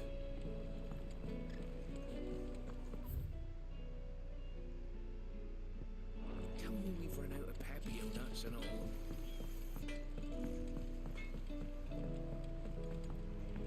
Have you tried Molly's lemon tarts?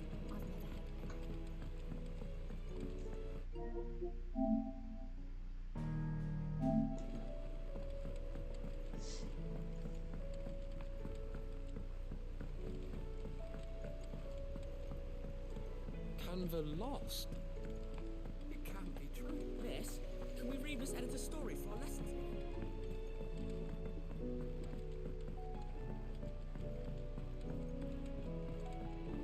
With Canva in the hands of Akashic, Ah, Sid.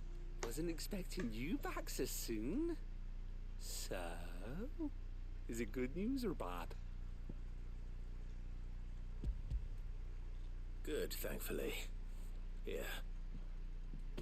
Ah, that's brilliant! Thanks a blimmin' million! I'll fit 'em to the smelter right away!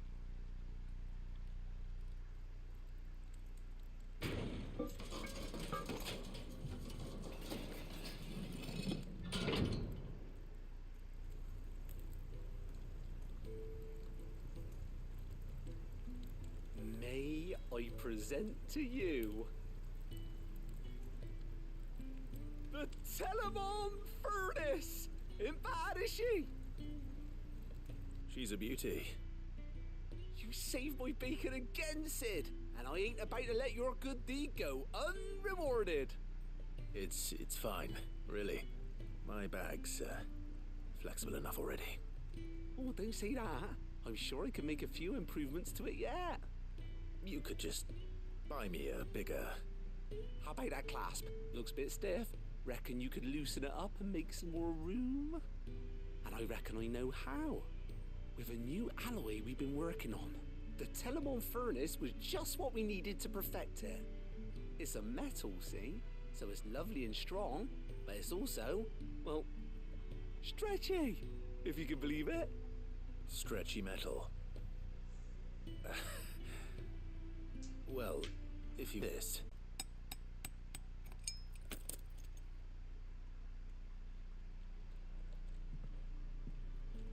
So, what do you reckon? It's actually quite ingenious. Thank you, Owain. Shh, don't mention it. You earned it. And I wanted to get some practice in using that metal anyway. Reckon we'll have all kinds of uses for it around the hideaway. Can't think of any right now, but that's our job, innit? Dreaming up new ways to make life easier around here. Maybe even out there, too. One day, the whole world's gonna know about the inventions you've helped us put together. That bag of yours will be the first of many. You mark my words. They'll hardly believe their eyes, I'm sure.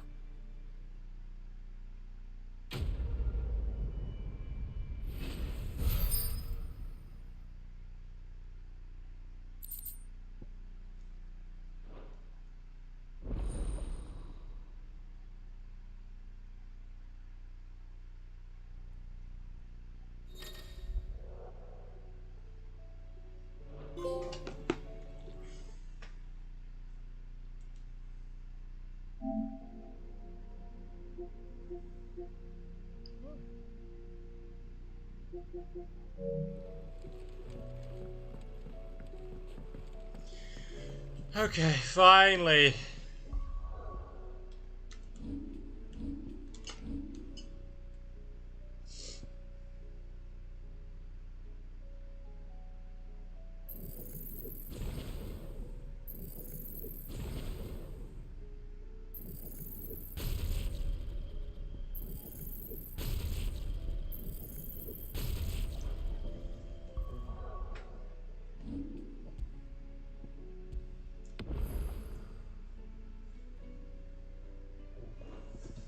Well, goodbye. I'll see you guys soon again, like a couple of days.